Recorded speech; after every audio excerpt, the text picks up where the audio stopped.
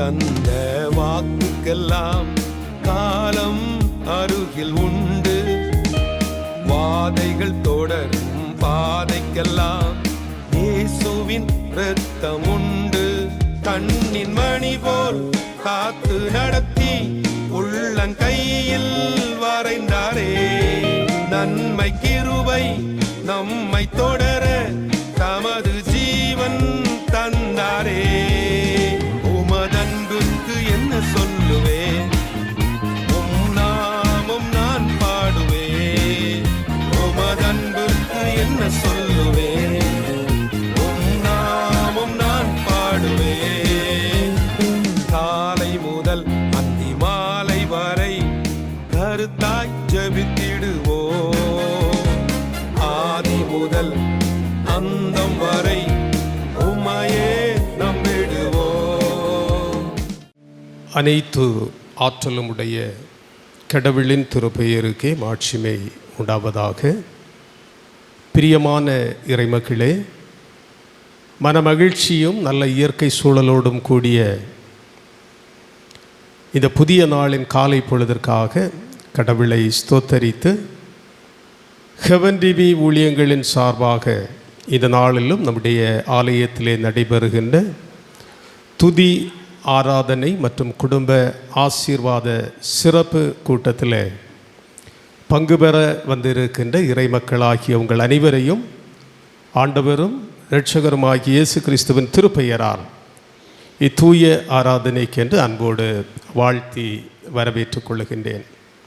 இந்த சிறப்பு தொழுகையின் ஆரம்பத்திற்காக நாம் அனைவரும் முழந்தாளிட்டு இறை வேண்டுதல் செய்வோமாக. உலகனைத்தையும் உருவாக்கினவரும் உலகனைத்தையும் ஆளுகை செய்கின்றவருமான எங்கள் திரியேக கடவுளாம் தந்தையே, நீர் உருவாக்கின உலகமும் நீர் உருவாக்கின இயற்கையும் நீர் உருவாக்கின அனைத்து ஜீவ ராசிகளும் உம்மை துதிக்கின்றன என்று வேதத்திலிருந்து நாங்கள் கற்றிருக்கின்றோம். உலகனைத்தும் உம்மை துதிக்கின்ற போது அற்பமான உம் பிள்ளைகளாகிய நாங்கள் உம்மை துதிக்காமல் இருக்க கூடுமோ? இந்த காலை பொழுதிலும் இத்துதி ஆராதனையின் வழியாய் உம்மை துதிப்பதற்கும் உம்மை கனப்படுத்துவதற்கும் உம்முடைய திருக்கரங்களிலிருந்து எங்கள் குடும்பத்திற்கான நன்மைகளை பெற்றுக்கொள்ளவும் நம்பிக்கையோடு உம் திரு சமூகத்திலே உம் அடியவர்கள் முழந்தாளிட்டு நிற்கின்றோம். எங்களை தாழ்த்துகிறோம். எல்லா இடையூறுகளுக்கும் விலக்கி எங்களை காத்துக்கொள்ளும். ஆண்டவரே, இந்த நாளிலும் நாங்கள் செய்கின்ற இந்த ஆராதனை உமக்கு ஏற்புடையதாகவும் எங்கள் வாழ்விலே அதிக நன்மைகளை தருவதாகவும் அமைய இறைமைந்தன் இயேசு கிறிஸ்துவை தாழ்மையாய் மன்றாடுகின்றேன். இறை வேண்டல் கேளும் எங்கள் நல்ல கடவுளே, ஆமென். கர்த்தருடைய பரிசுத்த நாமத்திற்கு மகிமை உண்டாகட்டும். ஆண்டவரும் அருமை இரட்சகருமாகிய இயேசு கிறிஸ்துவின் ஈடு இணையற்ற நல்ல நாமத்திலே ஹெவன் டிவி மூலமாக நடத்தப்படுகின்ற இந்த பரலோக துதி ஆராதனை மற்றும் குடும்ப ஆசீர்வாத கூடுகையிலே பங்கு பெற்றிருக்கிறவங்கள் அத்தனை பேரையும் ஆண்டவராகிய இயேசுவின் நாமத்தில் நாங்கள் அன்போடு வாழ்த்துகிறோம், வரவேற்றுக் கொள்ளுகிறோம். மிகவும் சிறப்பாக இந்த வண்டாள தோட்டம் இந்த HMS சபையிலே இன்றைக்கு ஆண்டவருடைய பெரிதான கிருபையினாலே கர்த்தருடைய அநாதி தீர்மானத்தின்படி இப்படி ஒரு கூடுகையை இந்த இடத்துல நடத்துவதற்கு ஆண்டவர் கிருபை செய்திருக்கிறார். எத்தனை பேர் சந்தோஷமாக இருக்கிறீங்க? கரங்களை தட்டி ஆண்டவருக்கு நன்றி செலுத்துவோமா? எல்லாரும் உற்சாகமா? அல்லேலூயா. கர்த்தர் நல்லவர். கடந்த 6 மாத காலம் தேவன் நம்மை பாதுகாத்து மிக அற்புதமாக அதிசயமாக ஆண்டவர் நம்மை வழிநடத்தி வந்திருக்கிறார். ஒரு புதிய மாதத்திலே தேவன் நம்மை கொண்டு வந்திருக்கிறார். இந்த 7வது மாதத்திலும் கர்த்தருடைய சமூகத்தில் இருப்பது ஒரு பெரிய ஆசீர்வாதம். எல்லாரும் கரங்களை உயர்த்தி ஆண்டவருக்கு நன்றி செலுத்துவோம். அல்லேலூயா. சந்தோஷமாய் சொல்வீங்களா? அல்லேலூயா. நாம் ஆராதிக்கிற ஆண்டவர் ஜீவனுள்ள தேவன். எத்தனை பேர் விசுவாசிக்கிறீங்க? கரங்களை உயர்த்தி சொல்லுங்கள். அல்லேலூயா. நம் மத்தியில் வாசம் பண்ணுகிற தேவன் அவர் சர்வ வல்லமுள்ள தேவன். அவர் சொல்ல ஆகும், அவர் கட்டளையிட எல்லாம் நிற்கும் என்று வேதம் சொல்லுகிறது. தேவனால் கூடாத காரியம் ஒன்றுமில்லை. நாம் ஆராதிக்கிற தேவன் அவ்வளோ வல்லமுள்ள தேவன். அந்த தேவனுடைய சமூகத்தில் நீங்களும் நானும் கடந்து வந்திருப்பது ஒரு பெரிய பாக்கியம். அன்றைக்கு பவுலும் சீலாவும் ஆண்டவரை பாடி துதித்த போது அவருடைய அந்த சூழ்நிலைகளை நீங்கள் பார்த்தீர்கள் என்று சொன்னால் அவர்கள் கட்டப்பட்ட நிலைமையில் தான் இருந்தார்கள். நடு ராத்திரியில் தான் ஆண்டவரை துதிக்கிறார்கள். மிகவும் சரீரம் களைப்பான ஒரு நிலைமை, வேதனையான ஒரு நிலைமை. அதன் மத்தியிலும் தேவனை பாடி துதி செய்ய தொடங்கின போது அந்த கட்டுகள் கலந்து விழுந்ததை நாம் அறிந்திருக்கிறோம். அருமையான தேவ பிள்ளைகளே, இந்த இடத்துல இருக்கிற நீங்கள் எப்படிப்பட்ட நிலைமையில் இருந்தாலும் ஆண்டவர் உங்களை பார்த்து சொல்லுகிறார், நான் ஆராதிக்கிற தேவன் அவர் ஜீவனுள்ள தேவன், என் ஜனங்களை நான் ஆசீர்வதிக்கும்படிக்கு நான் இறங்கி வந்திருக்கிறேன் சொல்லுகிற தேவன் இன்றைக்கு நம்ம மத்தியிலே கடந்து வந்திருக்கிறார். ஆண்டவர் இந்த ஹெவன் டிவி ஊழியத்தை மிக அற்புதமாய் வழி நடத்தி வருவதை நாங்கள் எங்களுடைய கண்களினாலே பார்க்கிறோம். கர்த்தருடைய பெரிய கிருபையினாலே கிட்டத்தட்ட 15 ஆண்டுகளாய் இந்த ஊழியங்களை செய்வதற்கு தேவன் அருமையான இந்த ஊழியத்துடைய ஸ்தாபகர் பிரதர் மேத்யூ அவர்களை பயன்படுத்தி வருகிறார். இன்றைக்கு தேசமெங்கிலும் இந்த ஹெவன் டிவி ஊழியமானது இன்றைக்கு கடந்து சென்று கொண்டிருக்கிறது. நேபாள் ஊழியங்களை குறித்த பல காரியங்களை இன்றைக்கு ஜனங்கள் அறிந்து கொண்டிருக்கிறார்கள். நேபாளுக்காய் ஜெபிக்கிற ஒரு கூட்ட ஜனங்களை ஆண்டவர் எழுப்பி கொண்டிருக்கிறார். இந்த 7வது மாதத்திலும் இந்த வண்டாளத்தோட்டம் இந்த பகுதியிலே ஒரு கூட்ட ஜனங்களை நேபாள் தேசத்துக்காய் ஜெபிப்பதற்காக ஆண்டவர் எழுப்பி இருப்பதை நினைத்து நாங்கள் ஆண்டவரை துதிக்கிறோம். கரங்களை தட்டி ஆண்டவருக்கு நன்றி செலுத்துவோமா? எல்லாரும் உற்சாகமாய். பொதுவாக இந்த மிஷனரி கூடுகை என்று சொல்லும்போது நாங்கள் பல காரியங்களை உணர்ந்திருக்கிறோம். தேவன் ஒரு நோக்கம் இல்லாமல் அல்லவென்றால் ஒரு திட்டம் இல்லாமல் ஆண்டவர் யாரையும் இப்படிப்பட்ட கூடுகையிலே கொண்டு வருவதில்லை. இந்த இடத்தில் நீங்கள் இருக்கிறீர்கள் என்று சொல்லும்போது கர்த்தர் உங்கள் மேல் ஒரு நோக்கத்தை வைத்திருக்கிறார், உங்கள் மீது ஒரு சித்தத்தை வைத்திருக்கிறார். இன்றைக்கு ஆண்டவர் அதை நிறைவேற்ற போகிறார். விசுவாசிக்கிறவங்க கரங்களை உயர்த்தி சொல்வீங்களா? அல்லேலூயா. நீங்கள் வெறுமையாக இந்த இடத்தில் வரவில்லை, ஏதோ ஒரு அழைப்பை பார்த்து இந்த இடத்தில் நீங்கள் வரவில்லை. தேவன் உங்களை தெரிந்து கொண்டது நிமித்தமாய், ஆண்டவர் உங்கள் மீது ஒரு நோக்கத்தை வைத்தது நிமித்தமாய் கர்த்தர் உங்களை கொண்டு வந்திருக்கிறார்.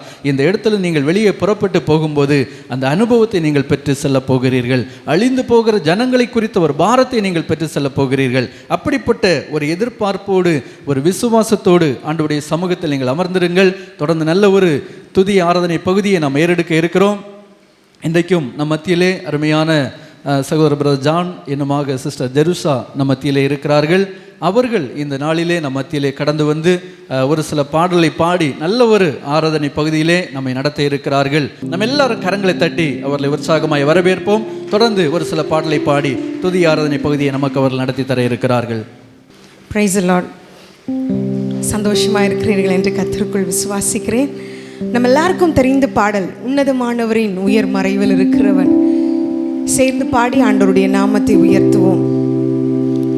உன்னதமானவரின் உயர் மறைவில் இருக்கிறவன், சர்வ வல்லவரின் நிழலில் தங்குவான். இது பரமசிலாக்கியமே. சர்வ வல்லவரின் நிழலில் தங்குவான். இது பரமசிலாக்கியமே. அவர் செட்டையின் கீழ் அடைக்கலம் புகவே தம் சிறகுகளால் மூடுவார். அவர் செட்டையின் கீழ் அடைக்கலம் புகவே தம் சிறகுகளால் மூடுவார். தேவனின் அடைக்கலமே, என் கோட்டையும் அரணும் அவர். அவர் சத்தியம் பரிசயம் கேடகமாம், என் நம்பிக்கையும் அவரே. அவர் சத்தியம் பரிசயம் கேடகமாம், என் நம்பிக்கையும் அவரே. அவர் செட்டையின் கீழ் அடைக்கலம் புகவே தம் சிறகுகளால் மூடுவார். இன்னும் உற்சாகமாக. செட்டையின் கீழ் அடைக்கலம் புகவே தம் சிறகுகளால் மூடுவார். இரவின் பயங்கரத்துக்கும் பகலில் பறக்கும் அம்புக்கும், இருளில் நடமாடும் கொள்ளை நோக்கும் நான் பயப்படவே மாட்டேன். இருளில் நடமாடும் கொள்ளை நோக்கும் நான் பயப்படவே மாட்டேன்.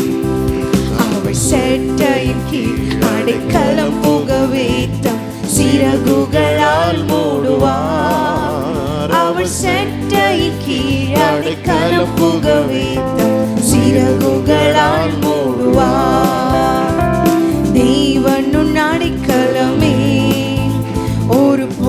பொல்லாப்பும் உன்னை சேருமோ?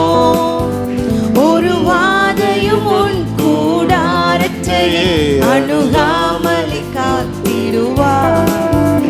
ஒரு வாதையும் உன் கூடாரத்தையே அணுகாமலை காத்திடுவார். அவர் செட்டையின் கீழ் அடைக்கலம் புகவே தம் சிறகுகளால் மூடுவார்.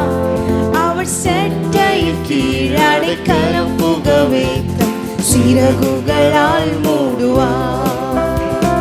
உன் வழிகளிலெல்லாம் உன்னை தூதர்கள் காத்திடுவார்.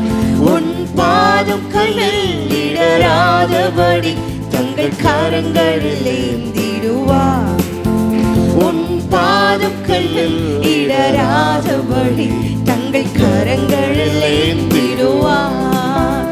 அவர் செட்டையின் கீழ் அடைக்கலம் புகவே தம் சிறகுகளால் மூடுவார். அவர் செட்டையின் கீழ் அடைக்கலம் புகவே தம் சிறகுகளால் மூடுவார்.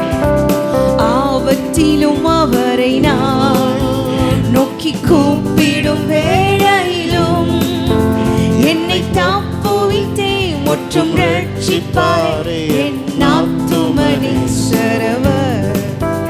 என்னை தப்புவித்தே முற்றும் ரட்சிப்பார் என் ஆத்துமனீஸ்வரவர்.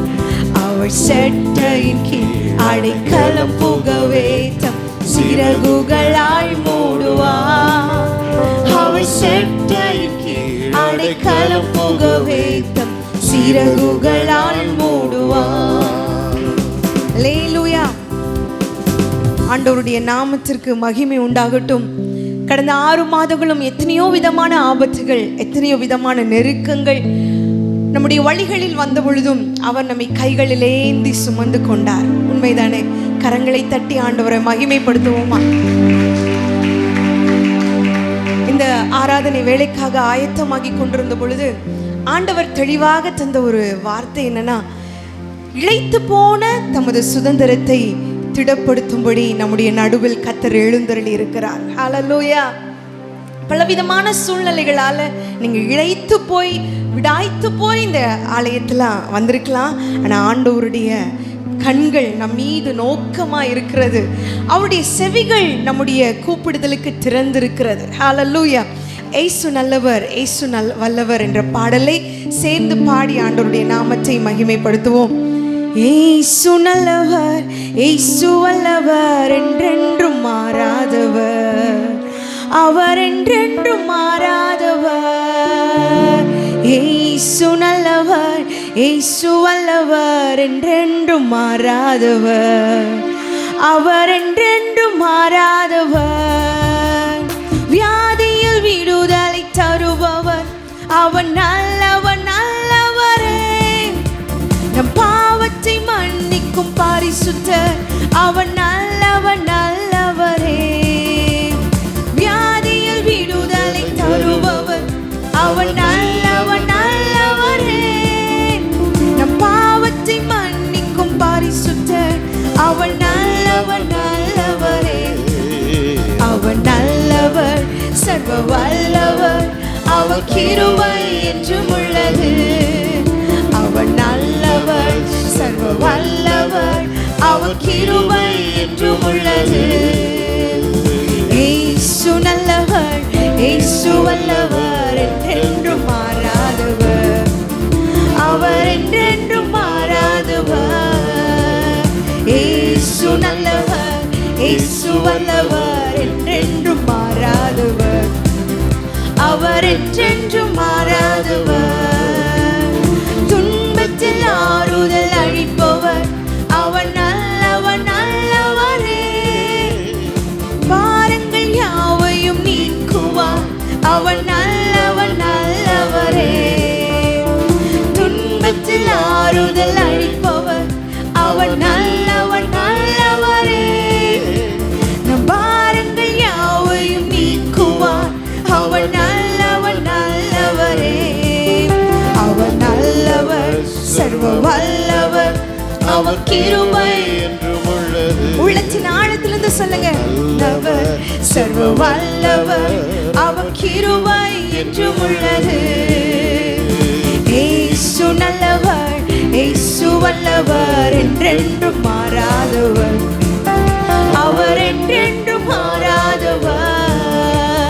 இயேசு நல்லவர், இயேசு வல்லவர், என்றென்றும் மாறாதவர், அவர் என்றென்றும் மாறாதவர்.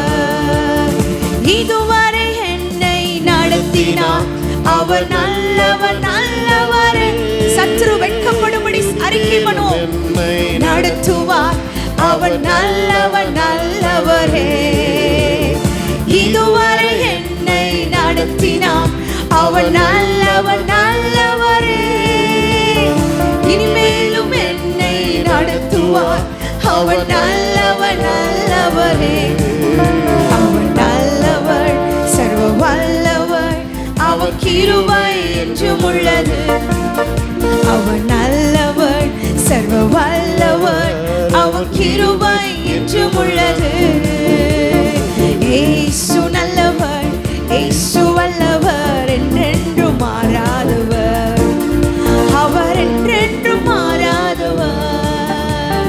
இயேசு நல்லவர், இயேசு வல்லவர், என்றென்றும் மாறாதவர், அவர் என்றென்றும் மாறாதவர். சோதனை நேரத்தில் பலன் தந்தார், அவர் நல்லவர் நல்லவரே. என் தேவைகள் யாவையும் சந்தித்தார், அவர் நல்லவர் நல்லவரே. சோதனை நேரத்தில் பலன் தந்தார், அவர் நல்லவர் நல்லவரே. என் தேவைகள் யாவையும் சந்தித்தார், அவர் நல்லவர் நல்லவரே. அவர் நல்லவர், சர்வ வல்லவர், கிருபை என்றும் உள்ளது. அவர் நல்லவர், சர்வ வல்லமை உள்ள தேவன், கிருபை என்றும் உள்ளது. இயேசு நல்லவர், இயேசு வல்லவர், என்றென்றும் மாறாதவர், அவர் என்றென்றும் மாறாதவர். இயேசு நல்லவர், இயேசு வல்லவர், என்றென்றும் மாறாதவர், அவர் என்றென்றும் மாறாதவர். ஹல்லேலூயா. அடிக்கடி ஜனங்களை உற்சாகப்படுத்தும்படி சொல்வதுண்டு. நாம் கரங்களை உயர்த்தி ஆண்டவருடைய நாமத்தை உயர்த்தும் பொழுது நாம் ஒருத்தர்கிட்டையும் கையேந்துவதற்கு ஆண்டவர் விடுவதே இல்லை. உண்மைதானே? அதை உங்க வாழ்க்கையில அனுபவிச்சிருக்கீங்களா? இயேசு ரொம்ப ரொம்ப நல்லவர். பக்கத்தில் இருக்கிறவங்க கரங்களை பிடித்து சொல்லுங்க, ஆண்டவர் எனக்கு ரொம்ப ரொம்ப நல்லவர். சொல்லுங்க, ஆண்டவர் எனக்கு ரொம்ப ரொம்ப நல்லவர். நம்முடைய கரங்களை பிடித்த நாள் முதல் இதுவரைக்கும் ஆண்டவர் நம்மளை எதற்கும் யாருக்கும் விட்டு கொடுத்ததே இல்லை. அப்படிதானே? ஹல்லேலூயா. கர்த்தர் நல்லவர் என்பதை ருசித்து பாருங்கள். அவர் மேல் நம்பிக்கையாயிருக்கிற மனுஷன் பாக்கியவான். சூழ்நிலைகள் எதிராக இருக்கலாம், நமக்கு அனுகூலமான காரியங்கள் எதுவும் நம்முடைய வாழ்க்கையில் இல்லாமல் போகலாம், நம்முடைய வேண்டுதல்கள் நிறைவேறாம தாமதிக்கலாம். ஆனால் ஆண்டவர் நல்லவராகவே இருக்கிறார். ஹல்லேலூயா. உத்தமமாய் நடக்கிறவர்களுக்கு நன்மையை வழங்காதிரார். ஹல்லேலூயா. தம்மை தேடுகிற ஆத்துமாக்களுக்கு கர்த்தர் நல்லவர். இந்த காலை வேளையில நாம் கர்த்தரை தேடி வந்திருக்கிறோம். இங்க யாராவது உங்க ஃப்ரெண்ட்ஸை தேடி வந்தீங்களா? இல்லை. உங்களுக்கு அறிமுகமானவங்களை தேடி வந்திருக்கீங்களா? இல்லை. நாம் ஒரே ஒருத்தரை தான் தேடி வந்திருக்கிறோம், கர்த்தரை தேடி வந்திருக்கிறோம். அல்லேலூயா. சர்வ வல்லமை உள்ள ஆண்டவர் சர்வத்தையும் நமக்காக செய்து முடிக்க வல்லவரை நோக்கி வந்திருக்கிறோம். நம்முடைய முகங்கள் வெட்கப்படுவதே இல்லை. நம்முடைய சூழ்நிலை இப்படியே இருக்க போகுதோ இல்லை. ஹல்லேலூயா. சகலத்தையும் மாற்றுகிற புதிதாக்குகிற அவருடைய வல்லமை இந்த இடத்துல எழுந்தருள் இருப்பதற்காக நான் கர்த்தரை உயர்த்துகிறேன். ஹல்லேலூயா. என் அலைச்சல்களை அவர் பார்க்கிறார், என் கண்ணீரையும் அவர் காண்கிறார். என் அலைச்சல்களை அவர் பார்க்கிறார், என் கண்ணீரையும் அவர் காண்கிறார். ஏற்ற நேரத்தில் உதவி செய்கிறார், ஏற்ற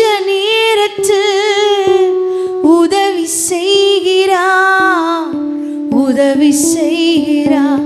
அவன் நல்லவர், சொல்லுங்க, சர்வ நல்லவர், அன்பு நிறைந்தவர். அவன் நல்லவர், சர்வ வல்லவர், அன்பு நிறைந்தவர். எனக்கு ஒரு நேசருண்டு, அவள்தான் இயேசு ராஜா. எனக்கு ஒரு புகலிடம் உண்டு, அவள்தான் இயேசு ராஜா. மனுஷ உதவிகளுக்கு அப்பாற்பட்ட தேவ கிருபை சிலருடைய வாழ்க்கையில வெளிப்படுகிறத பரிசுத்த ஆவியானவர் உணர்த்துகிறார்.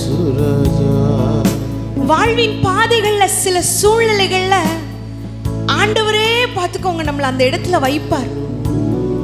நமக்கு உதவி செய்யறதுக்கு விரும்பின அநேகர் நம்மளை சுற்றி நிற்பாங்க. ஆனா யாருக்குமே நமக்கு உதவி செய்ய முடியாது. ஆனா ஏற்ற நேரத்துல உதவி செய்கிற ஆண்டவருடைய கரம் நம்முடைய வாழ்க்கையில வெளிப்படும். பெரு வெள்ளத்துல நம்ம சிக்கி இருக்கிற பொழுது எந்த மனிதனுடைய கரமும் நம்மை ரட்சிக்க முடியாது. ஏன்னா இக்கட்டில் ஆண்டவர் தான் நமக்கு உதவி செய்ய முடியும். மனுஷனுடைய உதவி விருதா. வேதம் அழகாக சொல்லுகிறது, ஜலப்பிரவாகத்தில் இருந்த என்ன உயரத்திலிருந்து கை நீட்டி தூக்கி விட்டீர். ஹல்லேலூயா. உங்க சூழ்நிலை எதுவா இருந்தாலும் ஆண்டவரால ரட்சிக்க முடியும். சிலருடைய வாழ்வு பெருவெள்ளத்தில் அகப்பட்டது போல, பல வருடங்களின் உழைப்பு சூறையாடப்பட்டது போல, எதிர்கால நம்பிக்கைகள் ஒன்றுமில்லாமல் போனது போல வைக்கப்பட்டிருக்கலாம். ஆனால் ஒருபோதும் கைவிடாத, ஒருபோதும் விட்டு விலகாத தேவனுடைய வல்லக்கரம் உங்களை ரட்சிப்பதற்காக நீட்டப்பட்டிருக்கிறது. அவருடைய வலது கரம் பராக்கிரமம் செய்யும் என்று வேதம் சொல்லுகிறது. உங்கள் கரங்களை உயர்த்தி ஆண்டவர்கிட்ட கொடுங்கப்பா. என்னால் உங்கள் கரத்தை பிடித்துக் கொள்வதற்கு கூட எனக்கு பலன் இல்லை ஆண்டவரே. வெள்ளங்கள் புரண்டு வரும் பொழுது ஆவியானவர் வெற்றி கொடி ஏற்றுகிறார். வெற்றி அல்ல, வெற்றி சிறக்க பண்ணுகிற தேவனுடைய காருண்யம் உங்க வாழ்க்கையை சந்திக்கிறது. இந்த காலை வேளையில கரங்களை நீட்டி அப்படியே சொல்லுவீங்களா? ஒருபோதும் கைவிடா, ஒருபோதும் விலகிடா, ஒருபோதும் கைவிடா. நீங்க பிடிச்சுக்கோங்கப்பா. ஒரு நாளும் விலகிடா, ஒரு தாய் தேற்றுவது என் நேசர் தேற்றுவார். ஒரு தாய் தேற்றுவது என் நேசர் தேற்றுவார். தேற்றுவது மட்டுமல்ல, நம்முடைய மேன்மையை பெருக பண்ணி நம்மை மறுபடியும் தேற்றி நடத்துகிற ஆண்டவர். இழந்து போனதை அல்ல, அவருடைய திரளான ஐஸ்வர்யத்தின்படி நம்முடைய குறைவை எல்லாம் நிறைவாக்கி நடத்துகிற அவருடைய வல்ல கிருபையினால நம்முடைய வாழ்வை மறுபடியும் கட்டி எழுப்புகிற ஆண்டவர், மறுபடியும் கட்டி எழுப்புகிற ஆண்டவர். இந்த ஆண்டவரை இறுகமாய் பற்றி கொள்ள, அவர் நம்மை இறுகமாய் பிடித்து கொள்ள வாழ்வை அர்ப்பணித்து விடுங்கள். ஆண்டவர் பெரிய காரியங்களை நிச்சயமாய் உங்கள் வாழ்க்கையில் செய்வார். தொடர்ந்து உங்கள் நல்ல நாமம் இந்த இடத்துல மகிமைப்படும்படி ஒரு விசை கூட எங்களை ஒப்பு கொடுக்குறோம். துதி கனம் மகிமை எல்லாம் உங்களுக்கே செலுத்துகிறோம்ப்பா. நீங்கள் கிரியை செய்யுங்க, தொடர்ந்து கிரியை செய்யுங்க, தொடர்ந்து மகிமைப்படுங்க. இயேசுவின் நாமத்தில் பிதாவே, ஆமென். சந்தோஷமாய் சொல்லுவோம் அல்லேலூயா.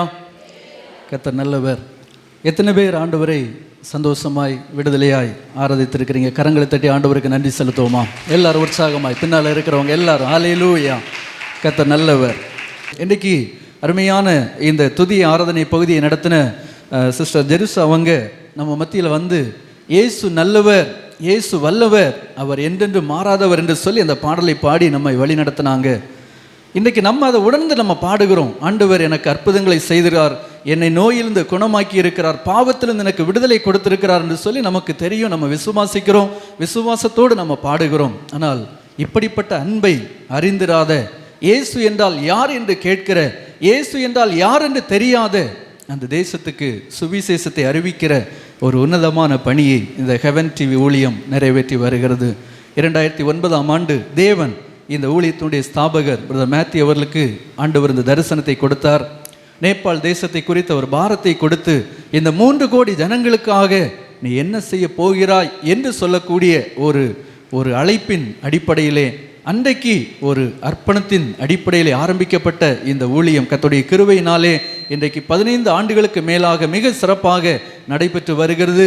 இன்றைக்கு நேபாள் தேசத்திலே 80 மிஷனரிகளை இந்த ஊழியத்தின் சார்பாய் நாம் தாங்கி வருகிறோம். அது மாத்திரமல்ல, 330 ஆதரவற்ற பிள்ளைகளுக்கு நாம் உதவி செய்து வருகிறோம். இப்படி பல நிலைமையிலே இந்த ஊழியத்தை இன்றைக்கு நிறைவேற்றுவதற்கு ஆண்டவர் கிருபை செய்து வருகிறார். பல புதிய கிராமங்களிலே இன்றைக்கு சுவிசேஷ பணிகள் வேகமாய் கடந்து சென்று கொண்டிருக்கிறது. அநேகருக்கு சுவிசேஷம் அறிவிக்கப்படுகிறது. நேபாள் மொழியிலே வேத புஸ்தகம் வழங்கப்பட்டு வருகிறது. ஒவ்வொரு வருடமும் 2 முக்கியமான ப்ராஜெக்ட் அங்கே செயல்படுத்தப்பட்டு வருகிறது. இந்த நாட்களிலே, அதாவது இந்த ஜூன், ஜூலை, ஆகஸ்ட் மாதத்துக்குள்ள சுமார் 3000 பிள்ளைகளுக்கு பேக் டு ஸ்கூல் சொல்லக்கூடிய உதவி அங்கே வழங்கப்பட்டு வருகிறது.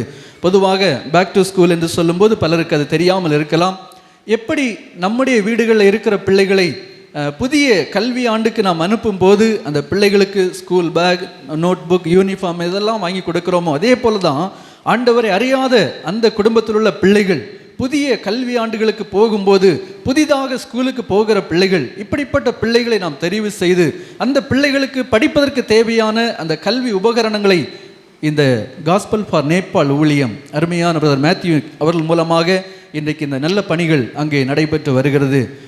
புதிதாக ஸ்கூலுக்கு போகிற பிள்ளைகளுக்கு ஸ்கூல் பேக், நோட் புக், இன்னுமாக அவர்களுக்கு தேவையான ஸ்கூல் மெட்டீரியல் எல்லாம் நாம் வாங்கி கொடுத்து கொண்டிருக்கிறோம். எதற்காக இதை செய்கிறோம் அல்லவென்றால் எதற்காக உங்களிடத்தில் இதை சொல்லுகிறேன் என்று சொன்னால், ஆண்டவர் ஒரு ஏக்கத்தோடு பெருமூச்சோடு இந்த தேசத்தை குறித்து பாரம் கொண்டபடியினாலே எப்படி ஆகிலும் இயேசுவை அறிவிக்க வேண்டும், எப்படி ஆகிலும் கிறிஸ்து அவருடைய உள்ளத்திலே உதிக்க வேண்டும். இன்றைக்கு நாம் பாடினோமே இயேசு நல்லவர் என்று சொல்லி, இந்த இயேசு நல்லவர் என்று அந்த மக்களும் ஆராதிக்க வேண்டும் என்பதற்காக இப்படிப்பட்ட பிரயாசங்களை இந்த ஊழியத்தின் சார்பாய் நாங்கள் எடுத்து வருகிறோம். இன்றைக்கு மிக ஒரு முக்கியமான தேவையாக இந்த பேக் டு ஸ்கூல் ப்ராஜெக்ட் காணப்படுகிறது. வருகிற ஆகஸ்ட் மாதத்துக்குள்ள 3000 பிள்ளைகளுடைய தேவை பெரிதாக காணப்படுகிறது. ஒரு பிள்ளைக்கு ரூபாய் 1000 செலவு பண்ணப்படுகிறது. நீங்கள் யோசித்து பார்ப்பீர்கள் என்று சொன்னால் உங்களுக்கு புரியும். உங்களுடைய குடும்பங்கள் இருக்கிற பிள்ளைகளுக்கு, புதிய கல்வி ஆண்டுக்கு போகிற பிள்ளைகளுக்கு நாம் எவ்வளவு செலவு பண்ணுகிறோம் என்று சொல்லி நமக்கு தெரியும். இப்படிப்பட்ட பிள்ளைகளுக்காக நீங்கள் ஜெபியுங்கள். ஆண்டவர் உங்களோடு பேசும்போது உங்களுடைய காரியங்களை இதற்காக நீங்கள் செலவு பண்ண உங்களை அன்போடு அழைக்கிறோம். தேவன் நம் மத்தியிலே பெரிய காரியங்களை செய்வாராக. தொடர்ச்சியாக இந்த நாளிலும் அருமையான இந்த திருச்சபையுடைய போதகர் பாஸ்டர் ராஜ்குமார் அவர்கள் இந்த நாளுக்குரிய தலைமை உரையை நமக்கு வழங்க இருக்கிறார்கள். நம்ம எல்லாரும் கரங்களை தட்டி அவர்களை உற்சாகமாய் வரவேற்போம். எல்லாரும் கரங்களை தட்டி உற்சாகமாய் அல்லேலூயா.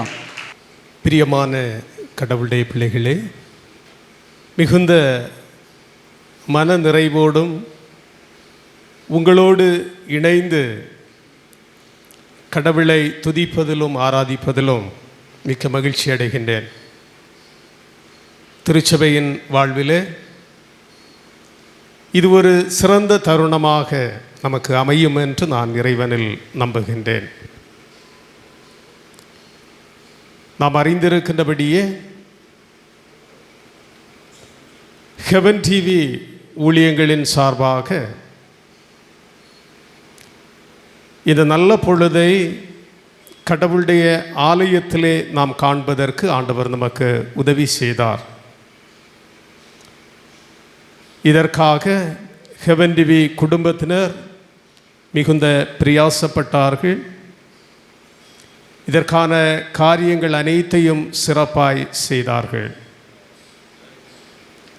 அவர்களது உதாரத்துவமான பணியினால் இந்த நாளின் இந்த நல்ல பொழுது நம் அனைவருக்கும் ஆசீர்வதிக்கப்பட்ட ஒரு நேரமாக இருப்பதை எண்ணி கடவுளுக்கு நான் நன்றி சொல்லுகின்றேன்.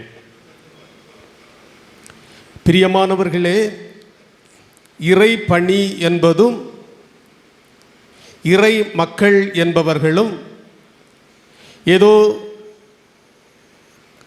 ஒரு ஆலயத்திற்குள்ளாய் மட்டும் முடங்கியிருக்கின்ற ஒன்று அல்ல. வேதம் சொல்லுகின்ற போது, தூய ஆவியானவர் உங்களில் வருகிற போது நீங்கள் பலனடைவீர்கள், நீங்கள் எருசலேமிலும் யூதேயாவிலும் சமாரியாவிலும் உலகின் கடைசி வரையிலும் நீங்கள் நற்செய்தி சொல்லுவீர்கள் என்று திருமறை நமக்கு போதிப்பிக்கின்றது.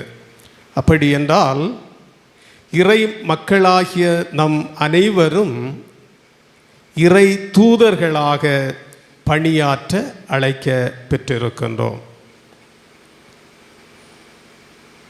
நம்முடைய பகுதியிலே மட்டுமல்ல,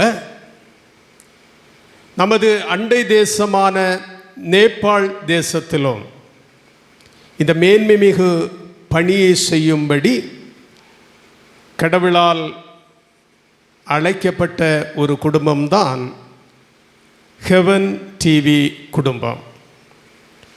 அவர்கள் பேசுகிற போது என்னிடத்தில் ஹெவன் டிவி குடும்பம் என்று தான் பேசுவார்கள். மிகுந்த மகிழ்ச்சியாக இருக்கும் அந்த வார்த்தைகளை கேட்கின்ற போது. குடும்பத்தில் அப்பா அம்மா பிள்ளைகள் சகோதர சகோதரிகள் இணைந்த ஒரு அன்பின் கூட்டுறவு குடும்பம். ஆக ஹெவன் டிவி ஒரு குடும்பமாக இருப்பதும் சொல்லப்படுவதும் கடவுளுக்கு பிரியமான ஒன்று. பணித்திட்டங்களை குறித்து தேவைகளை குறித்து நாம் சொல்ல கேட்டோம். நேபாள் தேசம், அந்த தேசத்தில் இறைப்பணி ஆற்றுவது என்பது மிக சவாலான ஒரு காரியம்.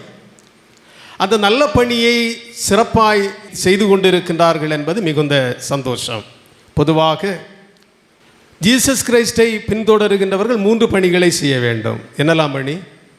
Preaching, teaching, healing.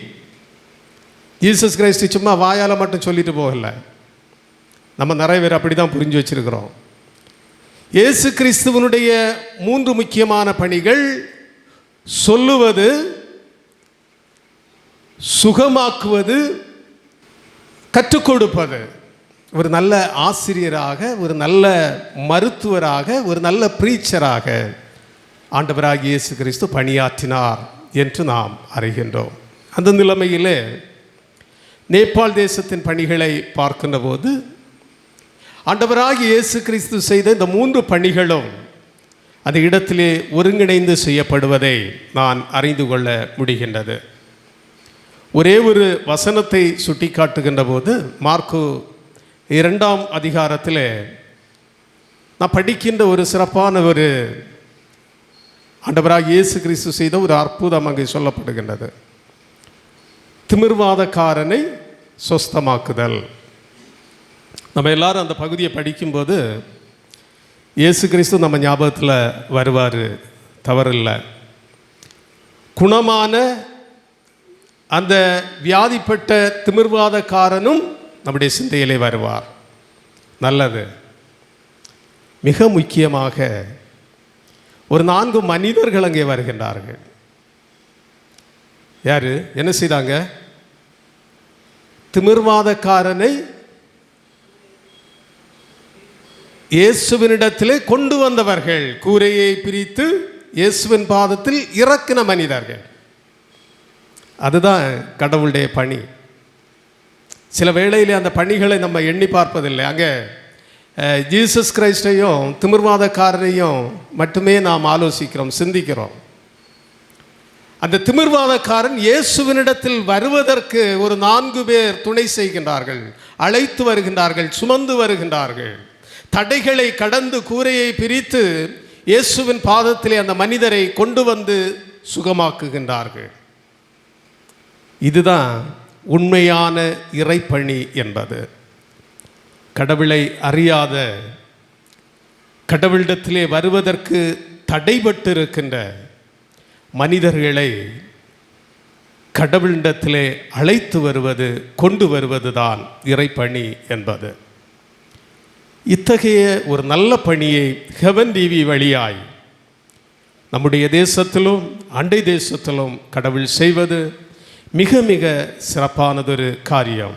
இந்த நாளிலும் நம்முடைய திருச்சபை ஹெவன் டிவி ஊழியங்களோடு இணைவதற்கு ஆண்டவர் ஒரு வாய்ப்பை தந்ததற்காய் ஆண்டவரை ஸ்தோத்தரிக்கிறேன். அன்பான ஹெவன் டிவி ஊழியங்களின் நிறுவனர் சகோதரர் மேத்யூ அவர்களை என்னுடைய சார்பாகவும் நம்முடைய திருச்சபையின் செயற்குழு அங்கத்தினர்கள் அனைவர் சார்பாகவும் உங்கள் சார்பாகவும் நான் அன்போடு வாழ்த்துகிறேன், வரவேற்கிறேன், நன்றிகளை சொல்லுகின்றேன். அல்லேலூயா. நம் மத்தியிலே நல்ல ஒரு தலைமையுரையை வழங்கி இந்த ஊழியங்களை மிக சிறப்பாக வாழ்த்தி இருக்கிற அருமையான திருச்சபையுடைய போதகர் பாஸ்டர் ராஜகுமார் அவர்களுக்காக ஆண்டவரை துதிக்கிறோம், நாங்கள் நன்றி செலுத்துகிறோம். இந்த நேபாள் ஊழியத்திலே பொதுவாக வருடத்திற்கு 2 முறை நம் பகுதியிலிருந்து அருமையான பிரதர் மேத்யூ அவர்கள் மூலமாக அங்கே ஜனங்களை நாம் அழைத்து செல்வது வழக்கம். எதற்கென்றால் இதே போல் கூடுகையில் நாங்கள் இப்படியெல்லாம் ஊழியம் செய்கிறோம்னு சொல்கிறது ஒரு பக்கம், ஆனால் அங்கு போய் அங்கு நடக்கிற ஊழியங்களை பார்க்கும்போது ஜனங்கள் படுகிற ஆச்சரியங்கள் அல்லவென்றால் அவருடைய உள்ளத்தில் எழக்கூடிய அந்த வியப்புகளை பார்க்கும்போது உண்மையாகவே நாங்கள் ஆண்டவருக்கு நன்றி செலுத்துகிறோம். இன்றைக்கு கர்த்தருடைய கிருபையினாலே 15 ஆலயங்களை கட்டி இருக்கிறோம். பல இடங்களில் ஆராதனை நடந்து வருகிறது. அங்கு போகும்போது மிக சிறப்பாக அங்கே செய்யக்கூடிய ஒரு காரியங்களை நாங்கள் கவனித்திருக்கிறோம். இங்கிருந்து எத்தனை பேர் நாம் அங்கே சென்றாலும் அங்குள்ள நம்முடைய மிஷனரிகள், நம்முடைய ஊழியத்தில் இருக்கிற அருமையான சகோதர சகோதரிகள் குடும்பமாய் வந்து நம்மை மிக சிறப்பாக வரவேற்பார்கள். கட்டி தழுவி பூங்கொத்தெல்லாம் கொடுத்து இப்படியெல்லாம் நம்மை வரவேற்பார்கள். அதே போல் நம்முடைய பகுதியிலும் இதே போல் கூடுகை நடத்தும் போது எங்களுடைய பிரதர் மூலமாக இந்த திருச்சபையின் போதகரை நாங்கள் கனப்படுத்தணும்னு சொல்லி நாங்கள் விரும்புகிறோம். நேபாள் தேச முறைப்படி அங்குள்ள தொப்பி, அங்குள்ள சால்வை எல்லாம் கொடுத்து அவர்களை கனப்படுத்த விரும்புகிறோம். இந்த நாளிலும் அருமையான இந்த திருச்சபையின் போதகர் பாஸ்டர் ராஜகுமார் அவர்களை எங்களுடைய ஊழியத்தினுடைய ஸ்தாபகர் பிரதர் மேத்யூ அவர்கள் கனப்படுத்த இருக்கிறாங்க. எல்லாரும் கரங்களை தட்டி ஆண்டவருக்கு மகிமை செலுத்துவோம். ஹல்லேலூயா.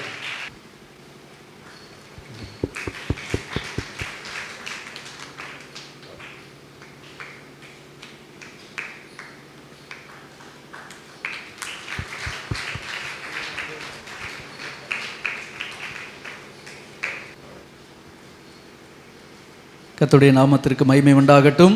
எங்களுடைய இந்த ஹெவன் டிவி ஊழியம் நம்முடைய பகுதிகளிலே, குறிப்பாக நம்முடைய கன்னியாகுமரி மாவட்டத்திலே ஆண்டவருடைய கிருபையினாலே நாகர்கோயில் பட்டணத்தை மையப்படுத்தி இந்த ஊழியம் செயல்பட்டு வருகிறது. மிகவும் சிறப்பாக தக்கலை பகுதியிலே எங்களுக்கு ஒரு அலுவலகம் இன்றைக்கு ஆண்டவருடைய கிருபையினாலே மிக ஆசீர்வாதமாக செயல்பட்டு வருகிறது. ஒவ்வொரு வாரமும் அங்கே சிறப்பு ஜெபங்கள் உண்டு. தினந்தோறும் மக்கள் அந்த இடத்துல கடந்து வந்து ஜெபிக்கக்கூடிய ஒரு வாய்ப்புகள் உண்டு.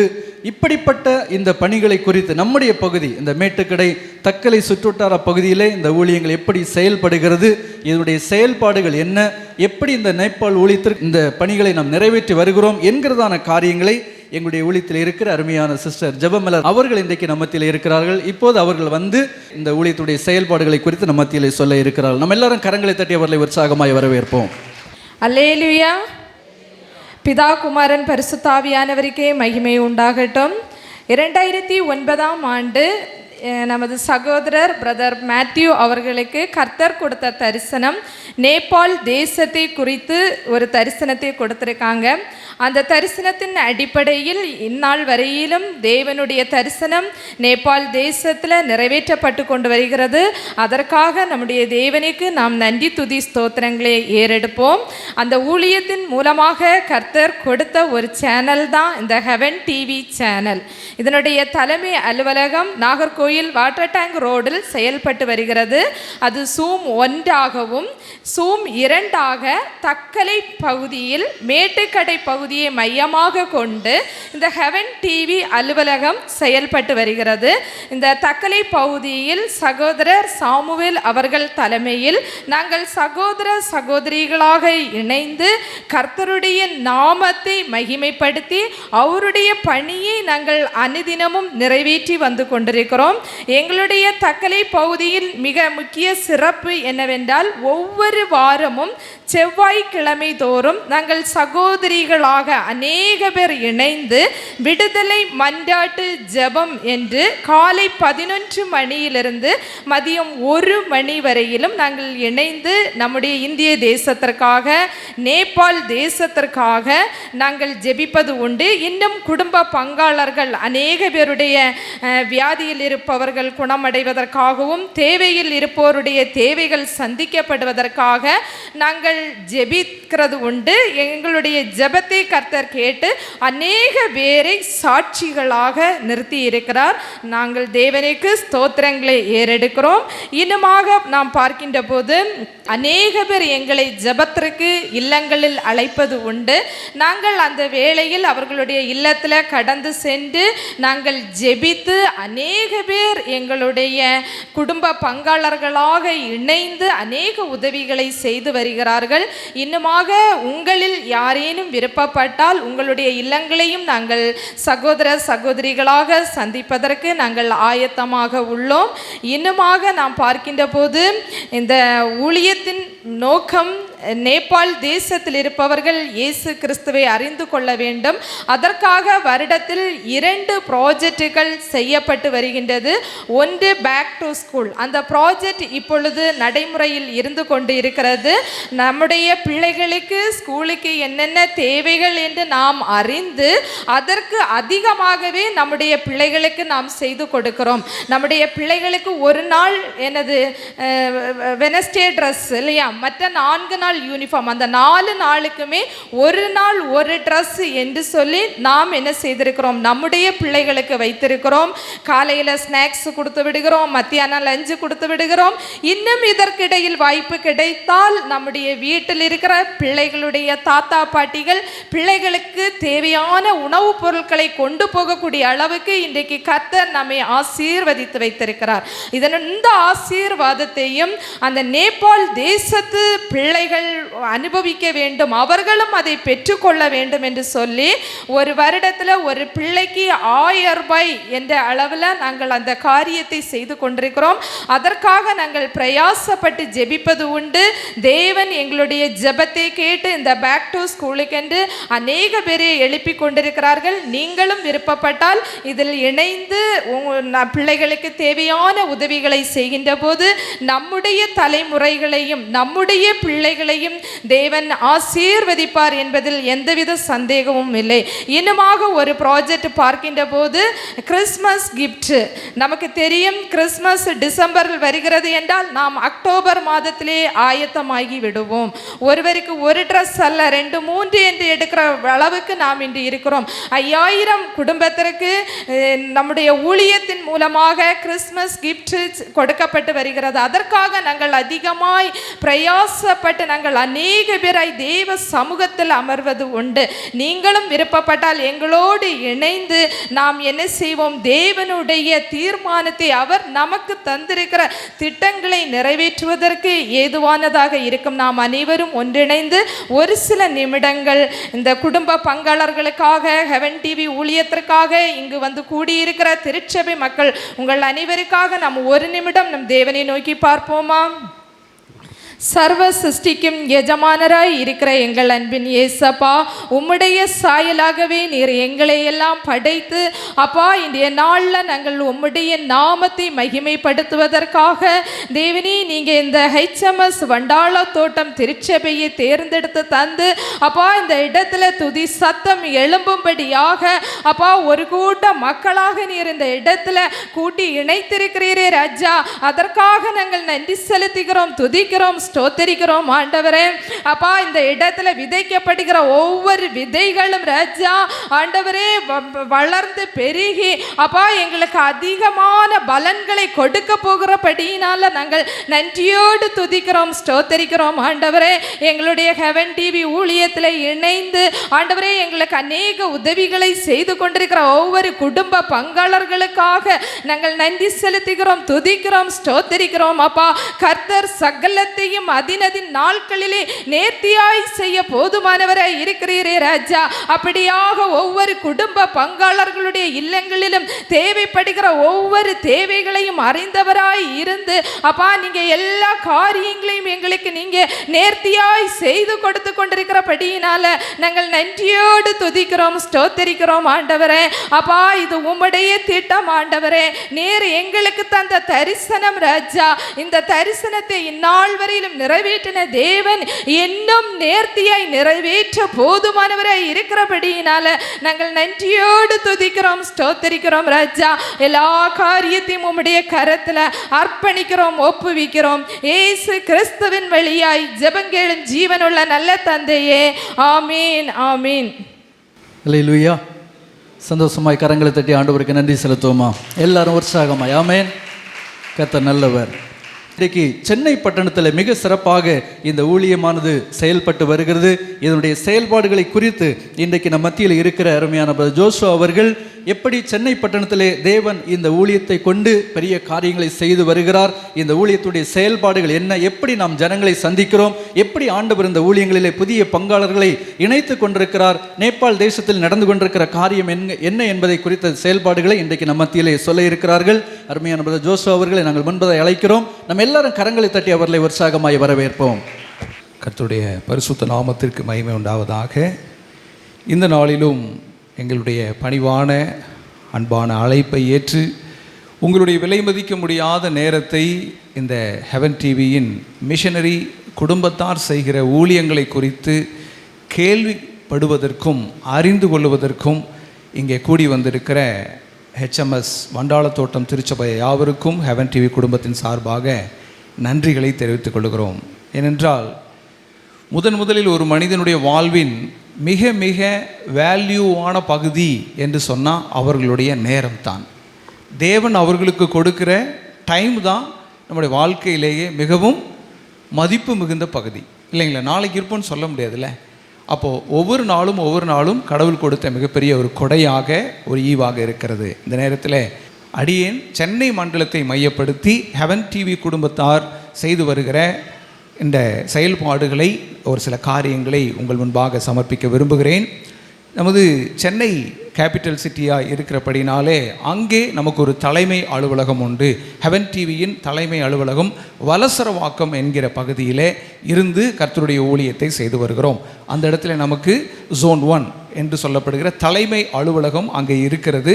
வலசரவாக்கத்தை மையப்படுத்தி தலைமை அலுவலகத்திலிருந்து சில செயல்பாடுகள் மட்டுமல்ல, திருவொற்றியூர் பகுதியிலே YMCA ஹால், தேரடி மெட்ரோ அருகில் இருக்கிற YMCA ஹாலில் வைத்து ஒவ்வொரு மாதமும் 3வது சனிக்கிழமை தரிசன விதைகள் மற்றும் குடும்ப ஆசீர்வாத கொடுகை காலை 9:30 மணி முதல் 1 மணி வரை அந்த YMCA ஹால் திருவொற்றியூர் தேரடி மெட்ரோ அருகிலே நடைபெற்று வருகிறது.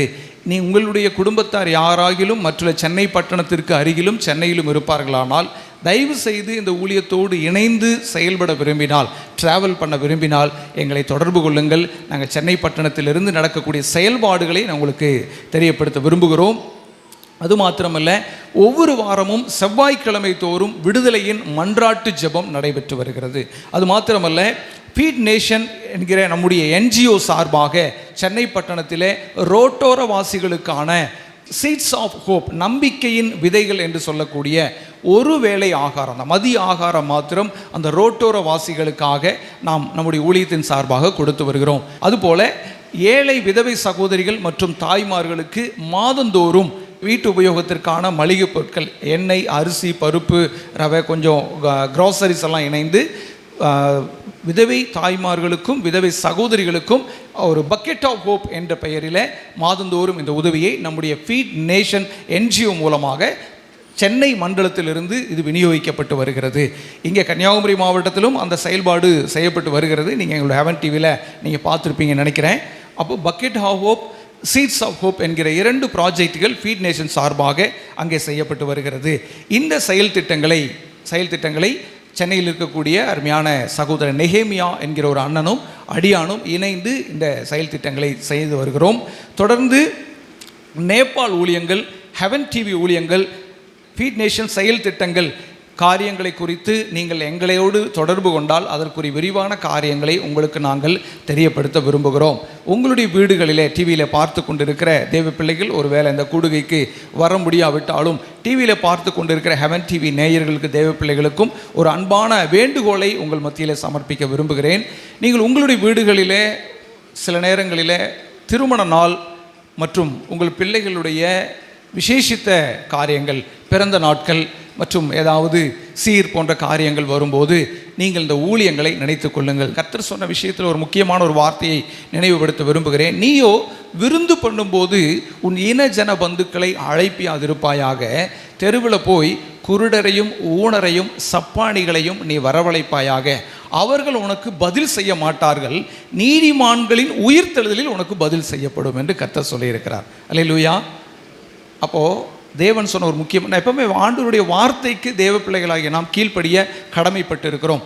அதுதான் நீதியின் வழி, அதுதான் ஜீவ வழி.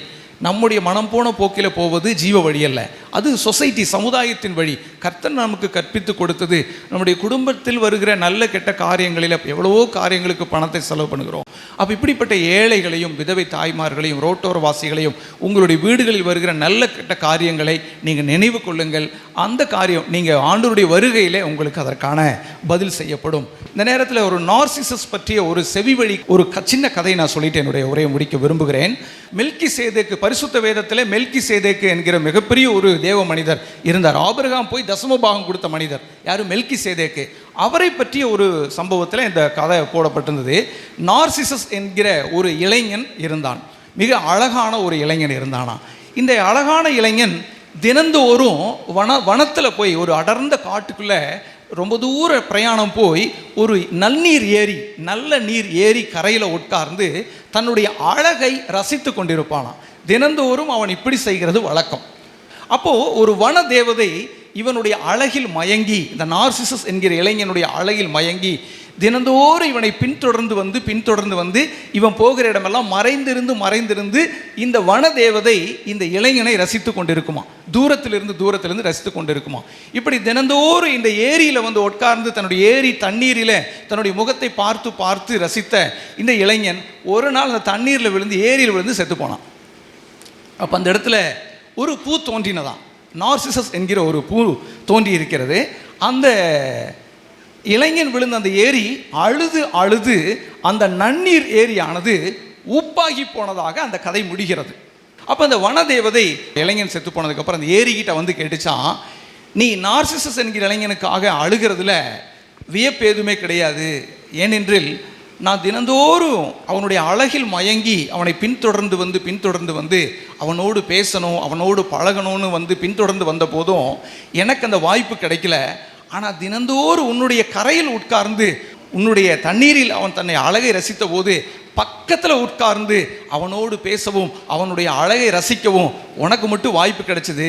இப்போது நீ தண்ணீரில் விழுந்து அவன் இறந்து போனதுனால நீ அழற, அதனால் ஆச்சரியப்படுறதுக்கு ஒன்றும் இல்லைன்னு சொல்லிச்சான்.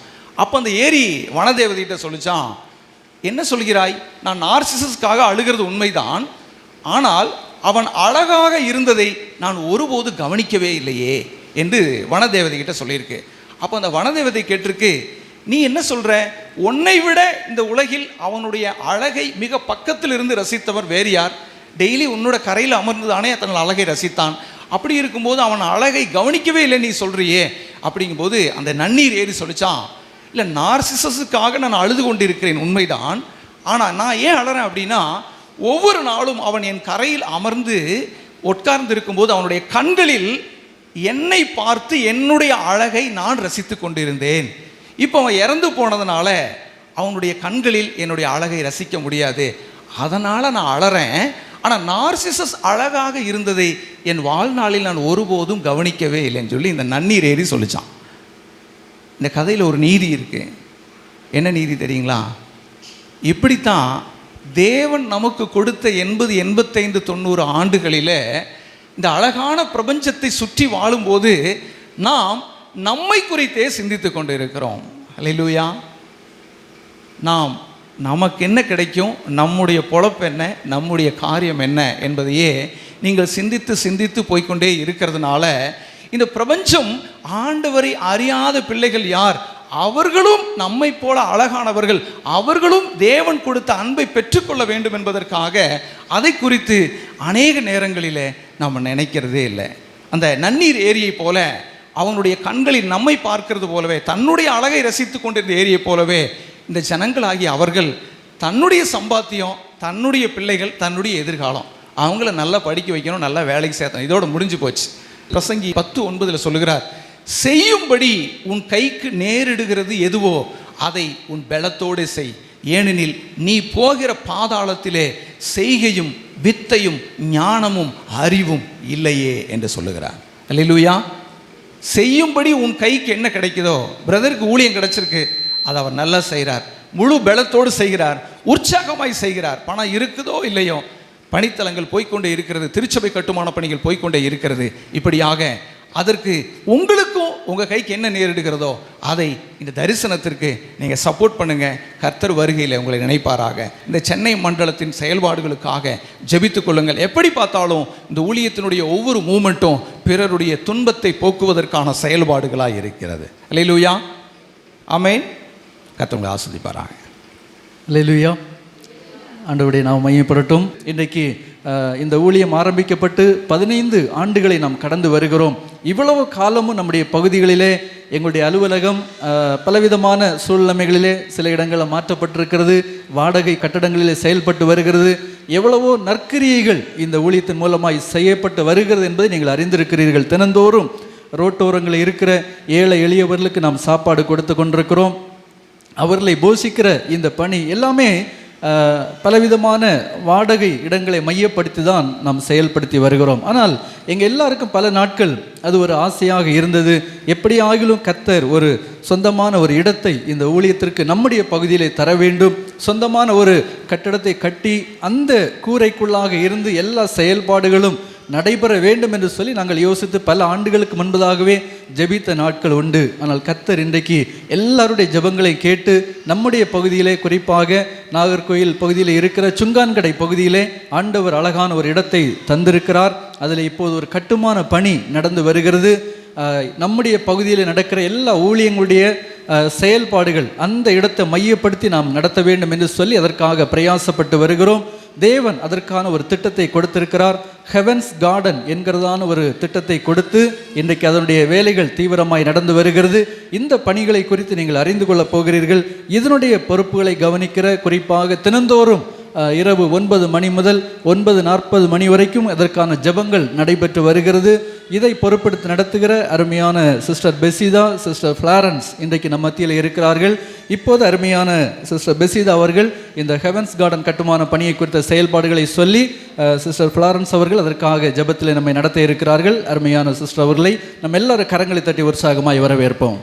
கர்த்தருடைய பரிசுத்த நாமம் மகிமைப்படுவதாக. இன்றைக்கும் நம்ம இந்த ஹெவன்ஸ் கார்டன் பற்றி நான் பேச போகிறேன். அப்படின்னு சொன்னால் நம்ம நாகர்கோயில் பகுதியில் ஹாஸ்பல் பார் நேபாள் என்கிற நமக்கு ஆஃபீஸ் வந்து ஹெட் ஆஃபீஸாக வாட்டர் டேங்க் ரோட்டில் நமக்கு நடைபெற்று நடக்கிறது. நமக்கு அங்கே வந்து வாடகை கட்டடம் தான். நமக்கு வந்து இதுவரைக்கும் சொந்த கட்டடம் என்று நமக்கு ஹெவன் டிவிக்கு இல்லை, நமக்கு இதுவரைக்கும் இல்லை. 2020 ஆண்டவர் கிருபையாய் நமக்கு ஒரு சுங்காங்கடை பகுதியில் ஆளூர் என்கிற அந்த இடத்துல நமக்கு ஒரு இடத்தை தேவன் தந்திருக்கிறார். இந்த வருடம் ஜனவரி மாதம் 1ஆம் தேதி கல் போடப்பட்டு 18ஆம் தேதி அன்று கர்த்தருடைய பெரிதான கிருபையினால் வேலைகள் ஆரம்பிக்கப்பட்டு இதுவரைக்கும் கிருபையாய் நடந்து வருகிறது. ஜெபித்து கொள்ளுங்கள், எழுந்து கட்டுவோம், எழும்புவோம் என்கிறதான தலைப்பில் தினந்தோறும் நாங்கள் அங்கே ஜெபித்து வருகிறோம். செவ்வாய்க்கிழமை தோறும் நாங்கள் அந்த ஆளூர் சுங்காங்கடை பகுதியில் உபவாச கூடுகை செவ்வாய்க்கிழமை தோறும் விடுதலையின் மன்றாட்டு ஜெபம் அங்கு நடைபெற்று வருகிறது. முடிந்தால் அந்த பகுதிக்கு நீங்கள் வருகிறதா இருந்தால் வரலாம், உங்களை நாங்கள் அழைக்கிறோம். அது மாத்திரமல்ல, நமக்கு ஹெவன்ஸ் கார்டன் கட்டுமான பணியினுடைய நோக்கம் என்ன என்பதை நீங்கள் கேட்டிங்கன்னு சொன்னால், நமக்கு நேபாள் தேசத்துக்குள்ள ஆண்டவருடைய அழைப்பை பெற்று மிஷினரிகளாக செயல்படுகிறவர்களை நாங்கள் இந்த இடத்துல கொண்டு நமக்கு அவங்க முழுமையாக ஆண்டவரை பற்றி அவங்க அறிந்து முழுமையாக நேபாளுக்குள்ளே போய் அவங்க செயல்படத்தக்கதாக நேபாளியரை கொண்டு தான் நமக்கு நேபாளுக்கு சுவிசேஷம். தனிப்பட்ட முறையில் நம்ம மிஷினரிகள் அனுப்பவில்லை. நேபாள் தேசத்துக்குள்ளே நேபாளியரை கொண்டு தான் நம்ம நேபாளுக்கு சுவிசேஷம் சொல்லி கொண்டு இருக்கிறோம். அப்படிப்பட்ட தரிசனமுள்ள பிள்ளைகளை நாங்கள் இந்த இடத்துல கொண்டு நம்ம அவங்களுக்கு நல்ல ஆண்டவருடைய பணியை சிறப்பாக சொல்லி கொடுத்து நம்ம மிஷினரிகளாக அந்த தேசத்துக்குள் கொண்டு விடுகிறோம். அதற்காக அவங்க தங்கி இருந்து படிப்பதற்கேற்ற பெரிய ஹால்கள் ரூம்கள் நம்ம கட்டுகிறோம். அவங்க தங்கி இருந்து செயல்பட 6 மாத காலம் இங்கே இருப்பாங்க. நம்ம அவங்களுக்கு சிறப்பான உணவுகள் எல்லாம் நம்ம அங்கே கொடுத்து முழுமையாக நம்ம அந்த முழு பணிகளையுமே நாங்களே ஏற்று அவங்கள முழுமையாக உருவாக்கி நேபாள் தேசத்துக்குள் கொண்டு விடுறதுக்காக ஆயத்தம் பண்ணுகிற ஒரு இடம்தான் அந்த ஹெவன்ஸ் கார்டன். மிஷினரிகளுக்கென்று முக்கியத்துவம் கொடுத்து கட்டப்படுகிறது. அது மாத்திரமல்ல, ரெண்டாவது நீங்கள் பார்த்தீங்கன்னு சொன்னால் ஃபீட் நேஷன் என்கிற ஒரு சேரிட்டி நமக்கு நடந்துகிட்ருக்கு. தினமும் 120 ஏழைகளுக்கு நம்ம அந்த ரோட்டோரங்களில் உள்ள ஏழைகளுக்கு இங்கேயும் நம்ம என்ன செய்கிறோம், உணவு கொடுக்குறோம். தினமும் மத்தியான நேரங்களில் பிரதர்ஸ் நமக்கு அந்த ரோட்டோரங்களில் இருக்க ஏழைகளுக்கு இலவசமாக உணவுகள் கொடுக்கப்படுகிறது. அந்த உணவுகள் தயாரிப்பதற்காக ஒரு சமையல் ரூம்கள் டைனிங் ஹால்கள் நம்ம அந்த இடத்துல நம்ம என்ன செய்கிறோம், கட்டுறதுக்காக தீர்மானித்து அந்த வேலைகள் நடைபெற்று வருகிறது. இன்னும் நம்ம அடுத்தால நம்ம பார்க்கும்போது இன்றைய நாட்களில் வீட்டில் பிள்ளைகள் எல்லாரும் வேலைக்கு போவாங்க, பெற்றோர் தனியாக இருப்பாங்க. நிறைய பேர் முதியோர் இல்லம் அப்படின்னு சொல்லி கொண்டு விட போகிறாங்க. நிறைய பேருக்கு முதியோர் இல்லத்துக்கு பெற்றோருக்கு போக விருப்பம் இல்லை. அப்படிப்பட்ட நம்முடைய அந்த பிள்ளைகள் அந்த பெற்றோர்களை நம்ம ஹெவன்ஸ் கார்டனுக்குள்ளே அவங்க என்ன செய்யலாம், காலையில் கொண்டு விட்டுக்கிட்டு சாயங்காலம் கூட்டிகிட்டு போவாங்க. அவங்களுடைய முழு பார்வையை நாங்கள் பார்ப்போம். அவங்க அங்கே தங்கி இருப்பாங்க, அவங்க இளைப்பாருவாங்க, அவங்களுக்குள்ள காரியங்கள் எல்லாமே நாங்கள் பார்த்து கொள்ளுவோம். அது மாதிரி முதியோருக்கான அந்த அவங்க தங்கி இருப்பதுக்கான ரூம்கள் ஹால்கள் அந்த மாதிரி நம்ம அதில் ஆயத்தமாகி வருகிறது. இன்னும் நீங்கள் பார்க்கும்போது முக்கியமாக நம்ம அந்த இடத்துல முழுக்க அந்த ஹெவன்ஸ் கார்டன் ஏழை எளிகள் மக்களுக்காக தான் அந்த இடத்துல கட்டப்பட்டு வருகிறது. இன்னும் நம்ம அந்த இடத்துல எந்த பகுதியிலேருந்து யார் பசியாக வந்தாலும் அவங்களுக்கு அங்கே என்ன செய்யலாம், 10 ரூபாய் கொடுத்தா அவங்களுக்கு அங்கே சாப்பாடு உண்டு, வயிறார சாப்பிட்டு இளைப்பாரி கொண்டு போகலாம். இன்னும் நம்ம பார்க்கும்போது நம்ம நினைக்கும் நம்மெல்லாம் சாப்பிட்டு திருப்தியாக வீட்டில் இருக்கோம். ஆனால் நம்ம ரோட்டோரங்களில் பார்த்தீங்கன்னா நிறைய பேர் நம்ம சாப்பாடு இல்லாமல் இருக்கிற ஒரு சூழ்நிலையே நாங்கள் பிரதர் நிறைய நாள் அதெல்லாம் பார்த்து கண்ணார கண்டு அவங்களுக்குள்ள உள்ளத்தில் ஆண்டவர் பேசினதுனால தான் முழுக்க இந்த இடத்துல ஒரு நல்ல ஒரு ஏழைகளை பராமரிக்கப்படுவதற்காகத்தான் அந்த இடத்துல நமக்கு அந்த ஹெவன்ஸ் கார்டன் கட்டுமான பணியானது ஆயத்தமாகி நடைபெற்று வருகிறது. இந்நாள் வரைக்கும் தேவன் கிருபையாய் நடத்தி வருகிறார். இன்னும் நீங்கள் பார்த்தீங்கன்னு சொன்னால் அந்த பக்கெட் ஆஃப் கோப் நாங்களும் இங்கே கன்னியாகுமரி மாவட்டத்தில் செய்து கொண்டு இருக்கிறோம். நீங்கள் பார்த்தீங்கன்னு சொன்னால் கன்னியாகுமரி பகுதியில் குஷ்டரோகம் அந்த மக்கள் அந்த பகுதியில் இருக்காங்க. அவங்களுக்கு நாங்கள் மாதந்தோறும் அவங்களுக்கு அரிசி பருப்பு காய்கறிகள் அந்த மாதிரி 1 மாதத்துக்கு தேவையான எண்ணெய் அந்த மாதிரிப்பட்ட மளிகை சாமான்கள் நாங்கள் அவங்களுக்கு 45-50 குடும்பங்களுக்கு கொடுத்து கொண்டு இருக்கிறோம் மாதந்தோறும். இன்னும் விதவைகள் கணவரை இழந்தவர்கள் அவர்களுக்கும் மாதந்தோறும் அந்த உதவிகள் நாங்கள் செய்து கொண்டிருக்கிறோம். இப்படியாக ஹெவன் டிவியில் இப்படிப்பட்ட உதவிகள் நமக்கு அங்கே நடைபெற்று வருகிறது. அதை சார்ந்து தான் அந்த ஏழை எளிய மக்கள் தங்கி இருக்கிறதுக்கும் அவங்க அதில் வந்து பயன்பெற, பசியார, தங்கி இளைப்பார, அப்படிப்பட்ட அந்த ஹெவன்ஸ் கார்டன் கட்டுமான பணி அதில் நடக்கிறது. இன்னும் நீங்கள் பார்த்தீங்கன்னு சொன்னால் நம்மளுடைய இந்த ஸ்டுடியோ காரியங்கள் எல்லாமே நமக்கு அந்த சுங்காங்கடை பகுதியில் நமக்கு வந்துடும். இனி தனித்தனியாக எந்தெந்த இடங்கள்லாம் நமக்கு வாடகை கட்டடங்களில் இருக்கிறதோ செயல்படுகிறதோ எல்லாமே ஒன்றாக அந்த ஹெவன்ஸ் கார்டனில் நமக்கு வந்துவிடும். இனி நம்ம மீட்டிங் நடத்தினாலும் அந்த ஒரு மீட்டிங் ஹால் அந்த மாதிரிப்பட்ட காரியங்கள் எல்லாமே நமக்கு ஹெவன்ஸ் கார்டனுக்குள்ளே வந்துடும். அந்த ஒரு கட்டுமான பணி இந்த சிறப்பாக 1ஆம் தேதி கல் போடப்பட்டு ஜனவரி 18ஆம் தேதி அன்று தொடங்கப்பட்டு இன்று வரைக்கும் கிருபையினால் நடந்து வருகிறது. கர்த்தர் நடத்தி வருகிறார். உங்களுடைய மனதார ஜபமும் உங்களுடைய உதவிகளும் நாங்கள் எதிர்பார்க்கிறோம். எலும்பு கட்டுவோம், எழும்புவோம், எல்லாரும் சேர்ந்து ஒன்றாக எழும்பினால் மாத்திரம்தான் எங்கள் ஹெவன்ஸ் கார்டன் கட்டுமான பணியின் கனவுகளை சாதிக்க முடியும். உங்கள் ஜபம் எங்களுக்கு தேவை. நாங்கள் தினமும் இரவு 9 மணி முதல் 9:45 வரைக்கும் நாங்கள் ஜிமீட்டில் இணைந்து ஜெபிக்கிறோம். எங்களோடு நீங்கள் இந்த கட்டுமான பணிக்காக இணைந்து ஜெபிக்க விரும்பினால் நீங்கள் சகோதரிகளை தொடர்பு கொள்ளுங்கள். அவங்க உங்களுக்கு ஆலோசனை சொல்லுவாங்க. அது மாத்திரமல்ல, புதன்கிழமை தோறும் காலை 10 மணி முதல் 1 மணி வரைக்கும் நம்ம ஹெவன் டிவியில் நேரடி ஒளிபரப்பு, இந்த எழுந்து கட்டுவோம் எழும்புவோம் இந்த கட்டுமான பணிக்கான சிறப்பு ஜெபம் நேரடி ஒளிபரப்பு நடைபெறும். நீங்கள் பாருங்கள். கர்த்தர் உங்கள் உள்ளத்தில் ஏவினால் நீங்கள் என்ன செய்யலாம், சுங்காங்கடை பகுதியில் வரலாம். எங்களோடு அந்த ஹெவன்ஸ் கார்டனை பார்வையிடலாம்.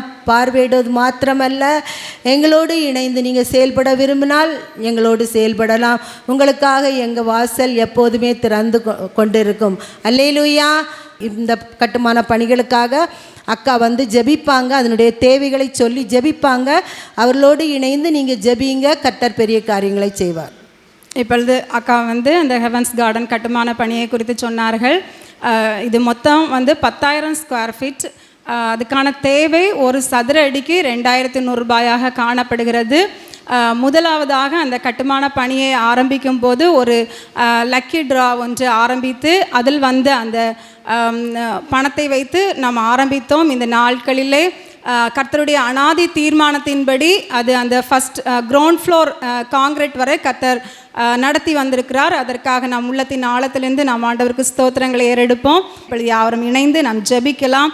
ஹல்லேலூயா. மை துதிக்கிறோம், மை ஸ்தோத்திரிக்கிறோம் அப்பா, மை துதிக்கிறோம், மை ஸ்தோத்திரிக்கிறோம். ஹல்லேலூயா, ஹல்லேலூயா.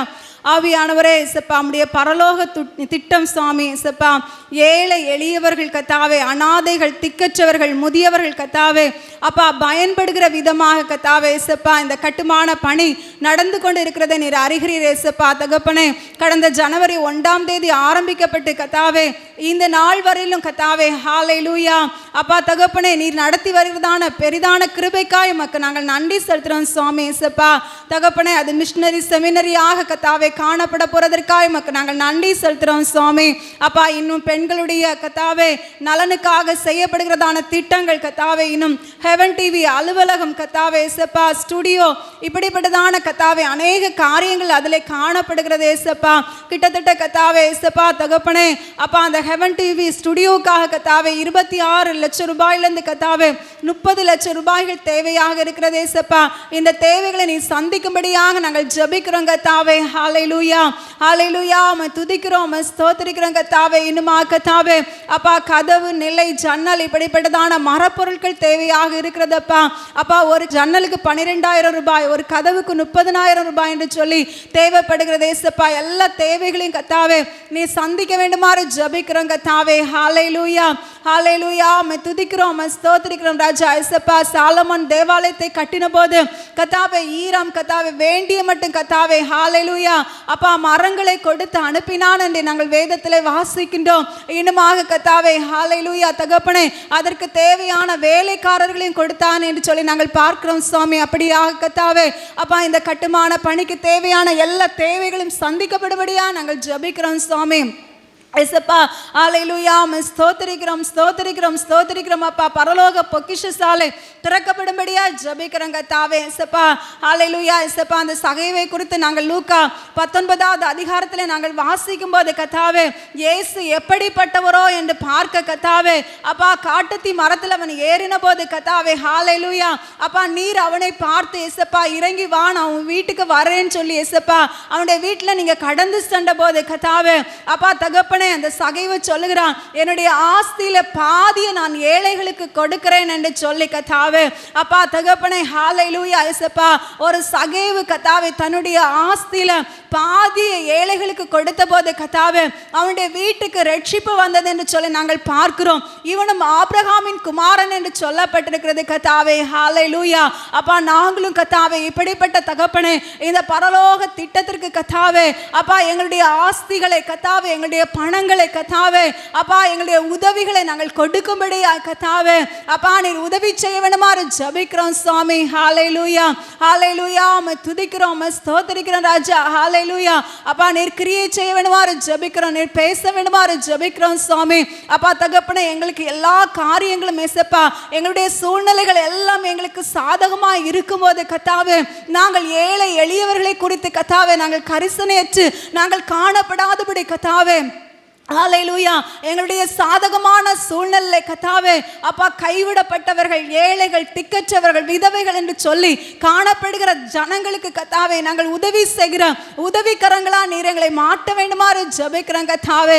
ஹல்லேலூயா. ஏசப்பா நாங்கள் தாராளமாய் உதாரத்துவமாய் நாங்கள் கொடுக்கக்கூடிய கிருபைகளை எங்கள் ஒவ்வொருவருக்கும் நீ தந்தள்ள வேண்டுமாறு ஜெபிக்கிறோம் சுவாமி. அப்பா அடுத்த 25வது வருடத்தில் கர்த்தாவே ஜூலை அப்பா 31ஆம் தேதிக்குள்ள கர்த்தாவே ஹல்லேலூயா அப்பா இந்த ஹெவன்ஸ் கார்டன் கட்டுமான பணியை நாங்கள் கட்டி முடித்து கர்த்தாவே நாங்கள் பிரதிஷ்டை செய்வோம் என்று சொல்லி ஏசப்பா நாங்கள் விசுவாசிக்கிறோம். அப்படியே நீங்கள் எங்களுடைய விசுவாசத்தை வர்த்திக்க செய்து கர்த்தாவே கட்டுமான பணிக்கான எல்லா உதவிகளையும் நீங்கள் பரத்திலிருந்து நீர் எங்களுக்கு தந்து நீர் உதவ போறதற்காக உமக்கு நாங்கள் நன்றி செலுத்துகிறோம். எங்களை தாழ்த்தி உடைய சமூகத்திலே ஒப்பு கொடுக்கிறோம். மீட்பு இயேசுவுக்கு ஜெபிக்கிறோம் ஜெபங்கள் பரம்பிதாவே ஆமென். சந்தோஷமாக இருக்கிறீங்களா? கரங்களை தட்டி ஆண்டவருக்கு நன்றி செலுத்துவோமா?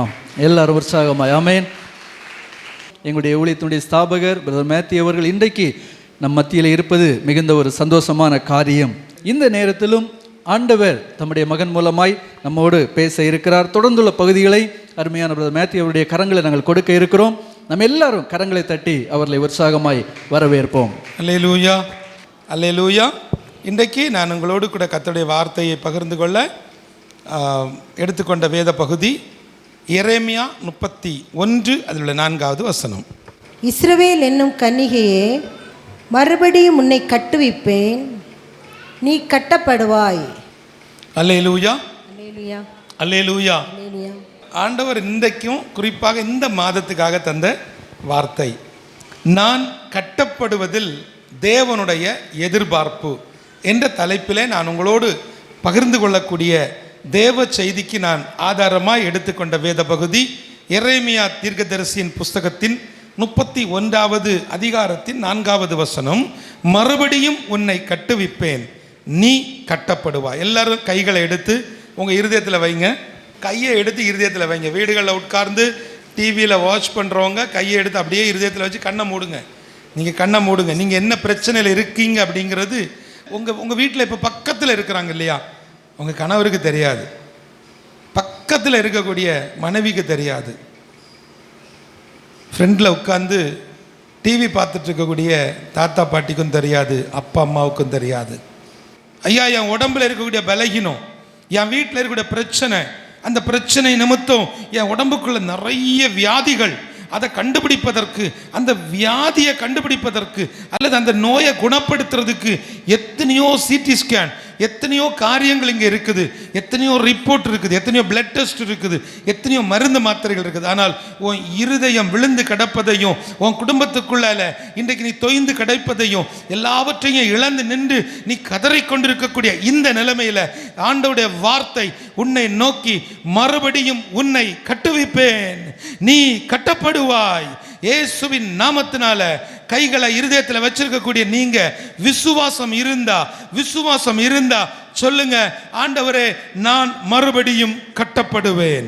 சொல்லுங்க, நான் மறுபடியும் கட்டப்படுவேன். விசுவாசத்தோட சொல்லுங்க. அநேகர் இந்த வார்த்தையை வீடுகளில் உட்கார்ந்து கண்ணீரோடு பார்த்து கொண்டிருக்கிறீங்க. கர்த்தர் சொல்லுகிறார், நான் மறுபடியும் உன்னை கட்டுவிப்பேன், நீ கட்டப்படுவாய். சொல்லுங்களேன், சொல்லுங்க சகோதரி, சொல்லுங்க சகோதரா, சொல்லுங்க. வெட்கப்படாதீங்க, பக்கத்தில் உள்ளவங்கள பார்க்காதீங்க. ஏன்னா பரிசுத்த ஆவியானவர் உன்னோடு இடைபெற்றிருக்கிறார். உனக்கு தெரியும் உன் பிரச்சனை, நீ என்ன ப்ராப்ளத்தில் இருக்கங்கிறது யார்கிட்டையும் சொல்ல முடியாது, எங்கேயும் பேச முடியாது. ஆனால் உன்னோடு பேசுகிற ஒரு தெய்வம் உண்டு, உன்னோடு நடக்கிற ஒரு தெய்வம் உண்டு, உன்னை ஏந்துகிற ஒரு தெய்வம் உண்டு, உன்னை சுமக்கிற ஒரு தெய்வம் உண்டு. அந்த பரிசுத்த தெய்வமாகிய இயேசு பரிசுத்த ஆவியானவராய் இதோ தேற்றரவாளனாய் உன் மத்தியில் கடந்து வந்திருக்கிறார். வீடுகளில் உட்கார்ந்து இந்த வார்த்தையை கவனிக்கக்கூடிய என் அன்பு தேவ பிள்ளைகளை, உங்க கை இருதயத்தில் இருக்கு, உங்க கை இருதயத்தில் இருக்கு. இந்த இருதயம் இப்ப தேவனோடு கனெக்ட் ஆகிட்டு இருக்குது. ஏன் தெரியுமா? என் ஆண்டவர் சொல்லுகிறார், மறுபடியும் உன்னை கட்டுவிப்பேன், நீ கட்டப்படுவாய். அப்பா, உம்முடைய வார்த்தைக்கு நன்றி. நீர் எங்களோடு இடைப்பட்டு கொண்டிருப்பதற்காய் நன்றி. இன்றைக்கு இந்த ஒரு 25 நிமிஷத்துக்குள்ள இவர்களுடைய இருதயம் கட்டப்படுவது மாத்திரமல்ல, இவர்களுடைய குடும்பம் கட்டி எழுப்பப்படுவது மாத்திரமல்ல, நீங்க சொன்ன வார்த்தையின்படி சொல்லுங்களேன், நான் கட்டப்படுவேன், நான் கட்டப்படுவேன். என்ன அவர் கட்டுவார், என்ன அவர் கொட்டுவார். ஒருவரை பக்கத்தில் இருக்கக்கூடியவங்க உங்களுக்கு ஒரு ஏதாவது சந்தேகத்தில் பார்க்கலாம், சந்தேகத்தில் பார்க்கலாம். சகோதரி, இந்த கடைசி இன்னைக்கு ஜெபிக்கும் பொழுது நீ ஆண்டவரோடு ஒப்புரவாகிடு. ஒரு மனுஷன் உன்னை தொட முடியாது. சகோதரா, அப்படியே ஆண்டோடைய சமூகத்தில் நீ சரண்டர் ஆயிரு. இன்னைக்கு இந்த வார்த்தை உன் வாழ்க்கையை மாற்றும். எத்தனை பேருக்கு கண்களுக்கு முன்பாக நீ ஒரு அற்ப பொருளாக, பலருடைய பார்வைக்கு நீ மிகவும் குறைந்த ஒரு காரியமாய் மட்டம் தட்டக்கூடிய நிலைமையில அண்டர் எஸ்டிமேட் பண்ணி குறைவாக உன்னை மதிப்பிட்ட இடங்களில் என் ஆண்டவர் உன்னை மறுபடியும் கட்டுவிக்க போகிறார். அவ்வளவுதான், உன் பிசினஸ் முடிஞ்சிருச்சு. இனி நீ எத்தனை வருஷம் ஆனாலும் இந்த ஊருக்குள்ள இந்த பிசினஸ் செய்ய முடியாது என்று சொல்லி, சகோதரா, உன் இருதயத்தை இப்போ கர்த்தர் உன் கூட நீ ரீச் இல்லைன்னு நினைச்சிட்டு இருக்கிற, நீ ரீசார்ஜ் இல்லைன்னு நினைச்சிட்டு இருக்கிற, நீ வீக்குன்னு நினைச்சிட்டு இருக்கிற, இனி நீ எழும்ப முடியாதுன்னு நினைச்சிட்டு இருக்கிற, என் ஆண்டவர் அவருடைய அந்த பரிசுத்த தொடுதலோடு அந்த நெட்வொர்க், அந்த ஹெவன் நெட்வொர்க்கோடு உன்னை இணைக்கிறார். நீ இப்ப அங்க இணைஞ்சிட்டு இருக்கிற, உனக்கு தெரியல, நீ இப்ப அங்க இணைக்கப்பட்டாச்சு. கர்த்தர் சொல்கிறார், மறுபடியும் உன்னை கட்டுவிப்பேன், நீ கட்டப்படுவாய். இயேசுவின் நாமத்தினால இன்றைக்கு நாங்கள் தியானிக்கிற வார்த்தைகள் இந்த பிள்ளைகளுடைய வாழ்க்கையை மாற்றட்டும். இவர்களை திரும்ப எழுப்பி நிறுத்துங்கப்பா. திரும்ப அந்த பழைய நிலைக்கு வரட்டு, பழைய நிலைக்கு வரட்டு. ஆண்டவர் சொல்லுகிறார், நீ ஸ்திரப்பட வேண்டிய நாட்கள்ல எல்லாம் அங்கும் இங்கும் நாணலை போல ஆடிக்கொண்டிருந்தாய். கர்த்தர் உங்ககிட்ட தான் பேசுகிறார். நீ ஸ்திரப்படுறதுக்கு நான் உனக்கு ஒரு காலம் கொடுத்தேன், நீ ஸ்திரப்படணும்னு கொடுத்தேன். ஸ்திரப்படுவது ஆவியானவர் இந்த இடத்துல யாரோ ஒரு நபருக்கு கொடுக்குற ஒரு வார்த்தை, நான் ஸ்திரப்படுறதுக்கு. நீ சபையில் ஸ்திரப்பட்டிருக்கலாம், குடும்பத்தில் ஸ்திரப்பட்டிருக்கலாம், தொழிலில் ஸ்திரப்பட்டிருக்கலாம், வேலையில் ஸ்திரப்பட்டிருக்கலாம், இல்லை உன்னுடைய கையின் எங்கேயோ ஒரு இடத்துல நான் ஸ்திரப்படுறதுக்கு உனக்கு சான்ஸ் கொடுத்தேன், வாய்ப்பு கொடுத்தேன், உனக்குன்னு ஒரு டைம் கொடுத்தேன். ஆனால் நீ அப்பெல்லாம் என்ன பண்ணிட்ட? இரு மனசு, ரெண்டு மனசு, அங்கும் இல்லாமல் இங்கும் இல்லாமல் நாளனை போல அங்கே இங்கே கடந்து ஆடுனதுனால இன்னைக்கு நீ தொய்ந்து போய் கிடக்கிறாய், நீ விழுந்து போய் கிடக்கிறாய். திரும்ப உன்னை எழுப்பி கட்டுவிச்சு உன்னை திரும்பவும் அந்த பழைய நிலைக்கு நான் கொண்டு வருவேன் என்று என் ஆண்டவர் வாக்கு கொடுக்கிறார். இன்னைக்கு வார்த்தைக்கு உள்ள முன்னாடி ஆண்டவர் உங்களில் அநேகருடைய இருதயத்தோடு கனெக்ட் ஆகிட்டு இருக்கிறாரு. பக்கத்தில் இருக்கக்கூடியவங்கள பார்க்காதீங்க, உன் கிரியைக்கு தக்க பலன் உண்டு. பரலோகம் குடும்பமாக கூட்டணி போட்டு அங்கே போக முடியாது, உங்கள் கிரியைக்கு தான் பலன். இயேசுவின் நாமத்தினால இன்றைக்கு இந்த வார்த்தையின் மூலமாய் இந்த எரேமியா 31 அதில் கொடுக்கப்பட்ட இந்த 4வது வசனத்தினுடைய இந்த மறுபடியும் உன்னை கட்டுவிப்பேன், நீ கட்டப்படுவாய் என்ற வார்த்தையின் மூலம் பரிசுத்த தேவன் நீர் எங்களோடு இடைபடுவதற்காய் நன்றி. துதி, கனம், மகிமை எல்லாவற்றையும் அப்பா ஒருவருக்கே செலுத்துகிறேன். இயேசுவின் மூலம் ஜெபிக்கிறேன் நல்ல பிதாவே, ஆமென். 3 காரியத்தை நான் உங்கள் மத்தியில் வைக்க விரும்புகிறேன். 5வது வசனத்தை படிங்க. மறுபடியும் சமாரியாவின் மலைகளிலே திராட்சை தோட்டங்களை நாட்டுவாய், நாட்டுகிறவர்கள் அவைகளை நாட்டி அதன் பலனை அனுபவிப்பார்கள். ஆமென். நல்ல கவனிங்க. இந்த வசனத்துக்குள்ளால தேவன் வைத்திருக்கக்கூடிய சத்தியம், நீங்கள் உங்கள் குடும்பத்தில் பண்ணக்கூடிய ஒரு பெரிய தவறை இங்கே கர்த்தர் சொல்லுகிறார். நீங்கள் ஒரு செடியை வச்சு அதை அனுபவிக்க முடியலை, நீங்கள் ஒன்றை விதைச்சி அதை அறுக்க முடியலை. இப்போ இந்த வசனம் நமக்கு சொல்லப்பட்டிருக்கிறது, சமாரியாவின் மலைகளிலே திராட்சை தோட்டங்களை நாட்டுவாய், நாட்டுகிறவர்கள் அவைகளை நாட்டி.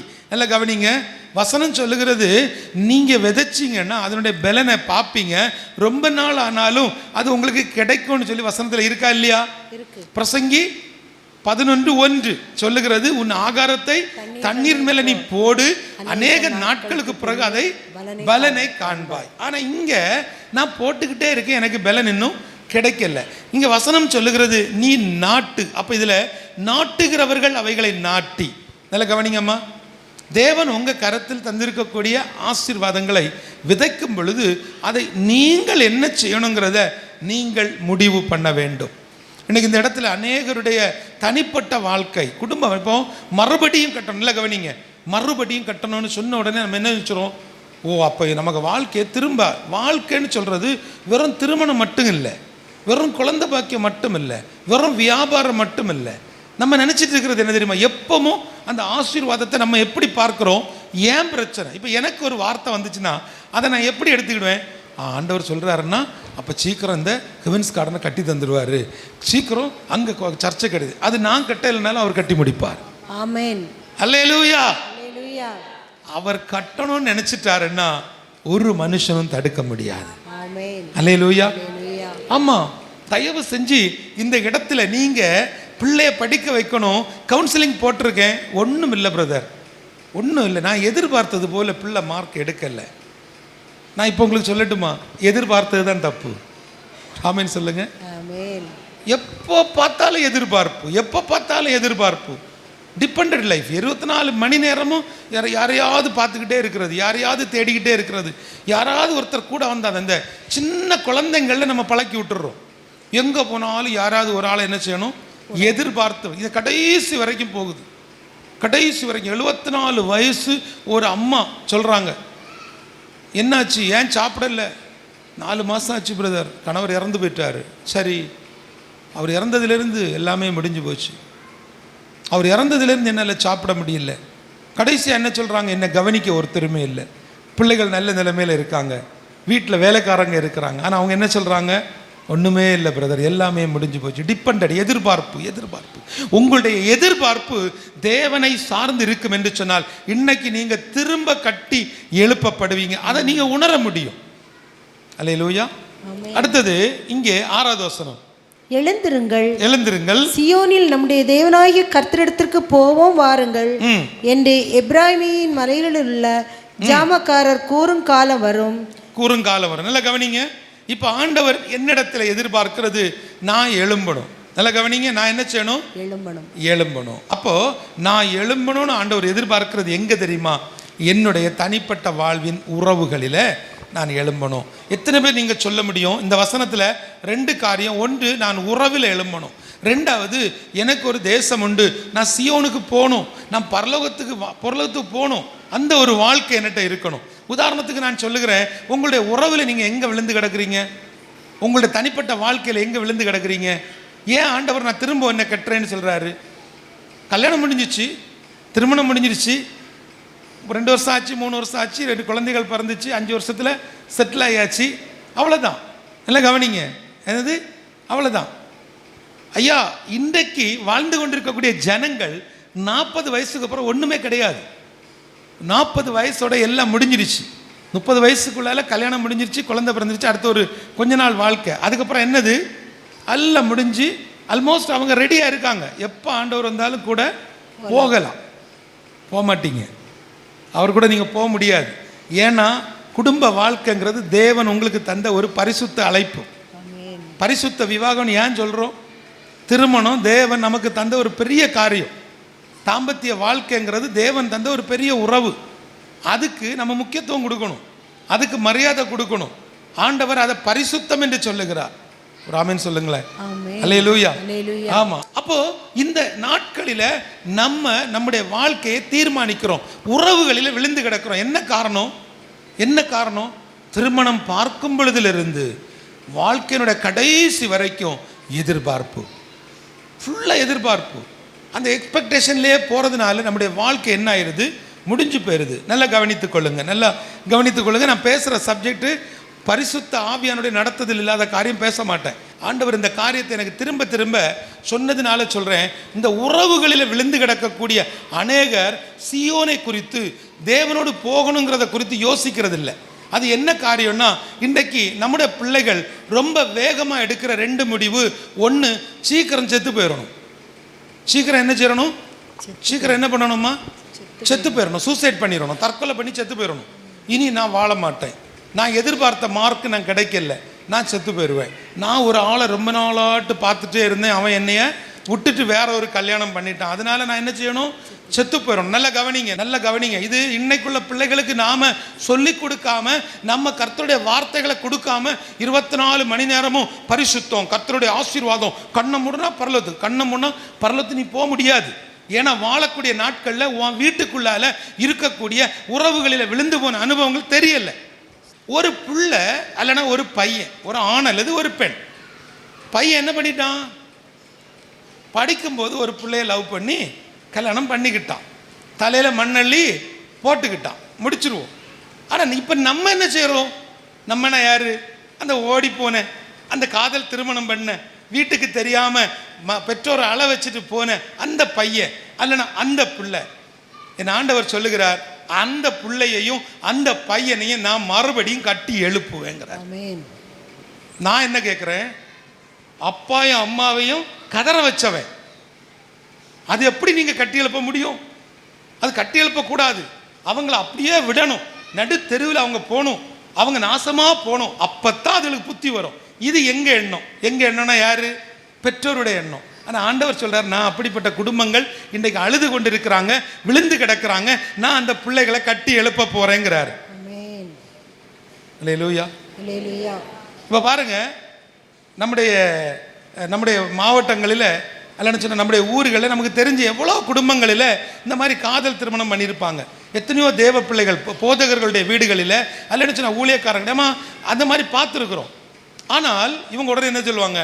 செத்தாலும் நீ என் முகத்தில் முழிக்கக்கூடாது, நான் செத்தா நீ வரக்கூடாது, நீ செத்தா நான். செத்தப்புறம் எங்கே போகிறதுக்கு? ஐயா, வீடுகளில் உட்கார்ந்து பார்த்துட்டு இருக்கிறவங்க, உங்கள் பிள்ளைகள் அப்படி ஒரு தப்பு பண்ணிடுச்சுன்னா அந்த பிள்ளைகள் அவர்கள் உங்கள் கனவில் மண்ணள்ளி போட்டாங்க அப்படி நீங்கள் சபிக்கிறீங்க இல்லையா? இப்போ நீங்கள் என்ன தப்பு பண்ணுறீங்கன்னா, நீங்கள் அந்த பிள்ளைகளுடைய வாழ்க்கையை மண்ணள்ளி போட்டு கெடுக்கிறீங்க. அதுதான் ஆண்டவர் சொல்லக்கூடிய காரியம். உடனே அப்போ லவ் பண்ணலாம் போல அப்படின்னு நினச்சா நீயே போய் நடு ரோட்டில் நின்றுக்கோ. அல்லேலூயா. நான் காதலிக்கணும்னு நான் சொல்லலை, லவ் பண்ணணும்னு சொல்லலை. லவ் பண்ணிட்டாங்க, அவசரப்பட்டுட்டாங்க, பிள்ளைங்க ஒரு தப்பான முடிவை எடுத்துட்டாங்க, நம்மளை விட்டு ஓடி போயிட்டாங்கன்னு இருக்குது, நிறைய இருக்குது. அப்போ லட்சக்கணக்கான குடும்பங்கள் இருக்குது. என்னோடய மொபைலில் மட்டும் ஒரு 15-20 கவுன்சிலிங் இருக்குது. அதில் கவுன்சிலிங் கொடுக்க பயமாக இருக்குது. ஆனால் இன்னைக்கு ஆண்டவர் இந்த காரியத்தை சொல்லுவதற்கு காரணம், பெற்றோர்களாகிய நாம கோபத்தில் இருந்தோம், அவசரப்பட்டுட்டோம், சாபம் போட்டுட்டோம், எல்லாம் பண்ணிட்டோம். இன்னைக்கு அந்த பிள்ளைகளை நம்ம மன்னிச்சு திரும்ப எடுக்கணும். ஏன்னா நீங்க எடுத்தாலும் எடுக்கலனாலும் அப்படிப்பட்ட பிள்ளைகளை என் ஆண்டவர் மறுபடியும் கட்டி எழுப்ப போகிறார். அவர் அவர்களுடைய குடும்பங்களை கட்டி எழுப்புவார். ஆமென். அல்லேலூயா. அப்ப இப்ப அடுத்த சப்ஜெக்ட் வரேன்.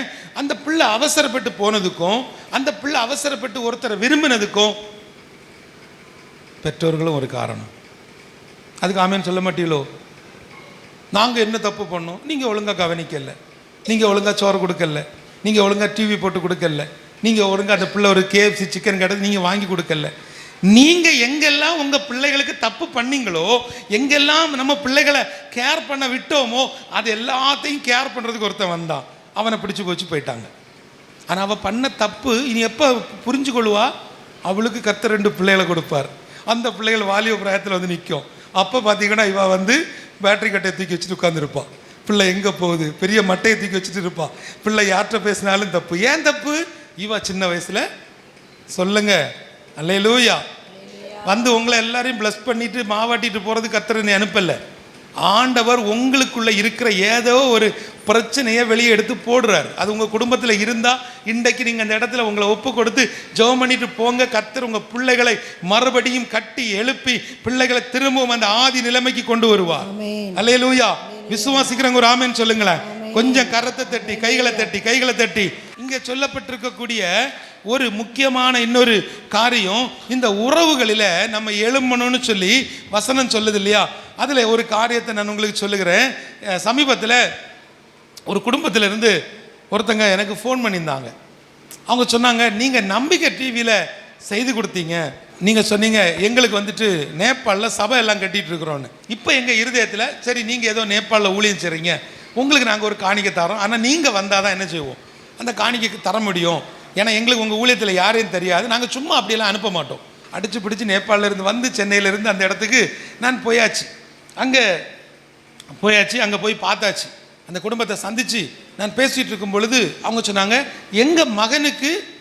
எங்களுடைய மகனுக்கும் நாங்கள் வந்து பொண்ணு வந்து கன்னியாகுமரி மாவட்டத்தில் தான் எடுத்தோம் அப்படின்ட்டு. அப்போ நான் இந்த இடம் அதெல்லாம் விசாரிக்கும் போது ஏதோ ஒரு தெரிஞ்ச பிள்ளை போல் தெரியுது அப்படின்னு சொல்லிட்டு நான் சொன்னேன், உங்கள் மருமக இங்கே இருக்காங்களா அப்படி விசாரிக்கும் பொழுது ஆமாம் இருக்கா, அவள் கொஞ்ச நேரத்தில் கீழே வருவா, வந்து ஒர்க் ஃப்ரம் ஹோம் மாதிரி ஏதோ பண்ணிகிட்ருக்கிறா அப்படின்ட்டு. ஸோ அந்த பிள்ளை வந்தா பார்த்தா எனக்கு அந்த பிள்ளை எங்கேயோ பார்த்த மாதிரி இருந்துச்சு. பேச்சு கொடுத்தாச்சுன்னா அந்த பொண்ணு திருமணம் ஆன அன்னையிலேருந்து 2 பிள்ளைக்கு தாயாயிட்டா. 5 வருஷம் முடிய போது இன்னைக்கு வரைக்கும் அவளை திருமணம் பண்ணி அனுப்பி வச்ச அப்பா அம்மாட்ட என்ன செய்ய மாட்டா, பேச மாட்டா. சரி ஏதோ பெரிய பிரச்சனையாக இருக்கும் போல நினச்சிட்டு அப்படியே பேச்சு கொடுத்துட்டு சாப்பிட்டு முடிச்சதுக்கப்புறம் இந்த பிள்ளை தனியாக கிடச்சா. தனியாக ஒரு 10 நிமிஷம் பேசுகிறது கிடச்சிக்கும் போது நான் கேட்டேன், என்னம்மா என்ன ஆச்சுன்னா, அங்கிள் உங்களுக்கு தெரியாது அங்கிள், எங்கள் வீட்டில் உள்ள எல்லாத்தையும் ஒட்டு மொத்தமாக எங்கள் அண்ணனுக்கு கொடுத்துட்டாங்க. எனக்கு கல்யாணத்துக்கு அவங்க நிறைய ஹெல்ப் பண்ணுவாங்க, நிறைய போடுவாங்க. நிறையனா என்னதுமா, ஆமாம் இங்கேருந்து இங்கே வர போடுவாங்க, இங்கேருந்து இங்கே வரைக்கும் ஃபுல்லாக அடித்து ஏற்றி விடுவாங்கன்னு நான் நினச்சிட்டு இருந்தேன். கடைசியில் பார்த்தா தான் தெரியும் அவங்க எல்லாமே சேர்த்தது, அவங்க எல்லாம் வாங்கி அங்கங்கே போட்டதெல்லாம் யாருக்கு, எங்கள் அண்ணனுக்கு கொடுக்கறதுக்கு. அப்போ அவனை வாழ வைக்கிறதுக்கு வேண்டியதான் என்னை அவங்க இப்படி கஷ்டப்படுத்திட்டாங்க. அவனை வந்துட்டு வெளியூரில் படிக்க வச்சாங்க, வெளிநாட்டில் படிக்க வச்சாங்க, ஆனால் என்னை வந்து கன்னியாகுமரி மாவட்டத்தில் ஒரு டப்பா காலேஜில் படிக்க வச்சாங்கன்னு சொல்லி.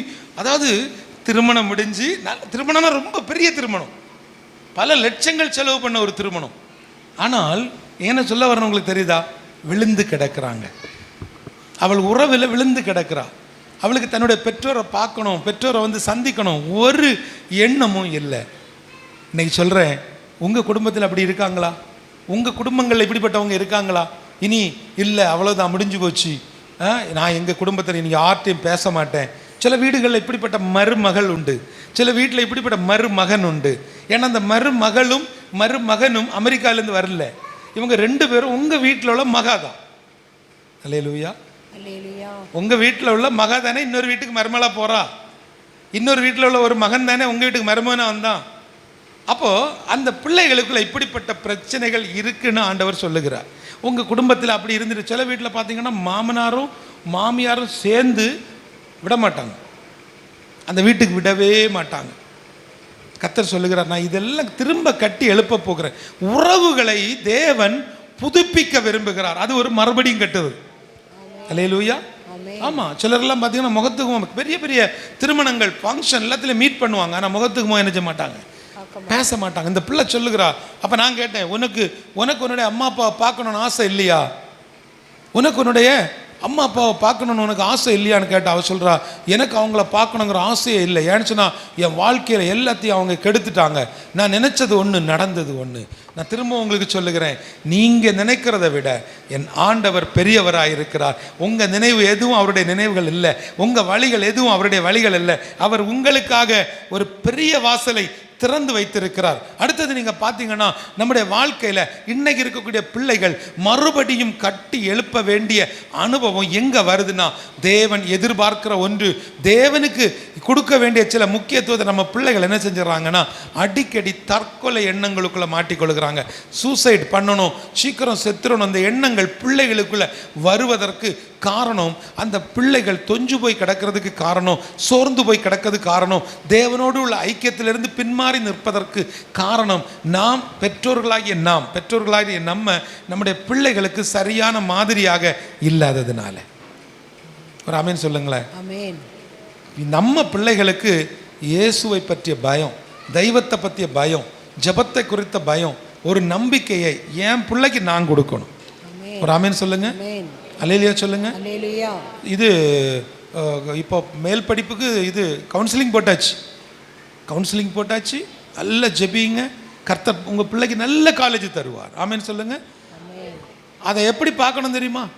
எந்த காலேஜ் ஆண்டவர் தாராரோ அந்த காலேஜ் பெஸ்ட் காலேஜ். அந்த காலேஜ் என் பிள்ளைக்கு ஆண்டவர் வச்ச காலேஜ், என் பிள்ளைய உருவாக்குவதற்கு தேவன் நியமித்த காலேஜ். அப்படி பார்க்கக்கூடிய குணாதிசயம் இருந்தா நம்முடைய பிள்ளைகள் ஆசீர்வதிக்கப்படுவாங்க. ஏதாவது ஒரு காலேஜ் கிடைச்ச உடனே அந்த காலேஜை பற்றி அது இது, அந்த காலேஜில் அப்படி நடந்துச்சு, இந்த காலேஜில் இப்படி நடந்துச்சு, எந்த காலேஜில் எப்படி நடந்தாலும், எந்த காலேஜில் என்ன நடந்தாலும், எந்த காலேஜ் கீழே இருக்குது மேலே இருக்குது, இதெல்லாம் முக்கியம் இல்லைங்க.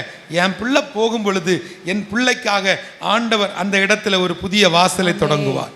அந்த இடத்துக்குள்ளால கர்த்தர் எனக்காக ஒரு வாசலை திறப்பார். என் பிள்ளைக்கு பாதுகாப்பை கொடுப்பார். எங்க பிள்ளைகள் எந்த இடத்துல போய் படிச்சாலும் அந்த இடத்துல கர்த்தர் எங்க பிள்ளைகளுக்காக ஒரு வாசலை திறந்து கொடுப்பார். ஆமென். ஆமென் சொல்லுங்களேன். அல்லேலூயா. அல்லேலூயா. அடுத்தது 10வது வசனம். ஜாதிகளே, நீங்கள் கர்த்தருடைய வார்த்தையை கேட்டு தூரத்தில் உள்ள தீவுகளில் அறிவித்து இஸ்ரவேலை சிதறடித்தவர் அதை சேர்த்து கொண்டு ஒரு மேய்ப்பன் தன் மந்தையை காக்கும் வண்ணமாக அதை காப்பார் என்று சொல்லுங்கள். ஆமென். நல்ல கவனிங்க. ஏமா இந்த இடத்துல தேவன் நமக்கு சொல்லுகிற ஒன்று, அவர் நம்மை சிதறடித்தார். ஒரு ஆமென் சொல்லுங்க. அவர் தான் நம்மளை சிதறடிச்சது. சிதறடித்தவருக்கு தெரியும் திரும்ப எப்போ சேர்த்து கொள்ளணும்ட்டு. நீங்கள் அப்போஸ்தலர்ல 1:8 வாங்க. அப்போஸ்தலர் 1:8 வரும்போது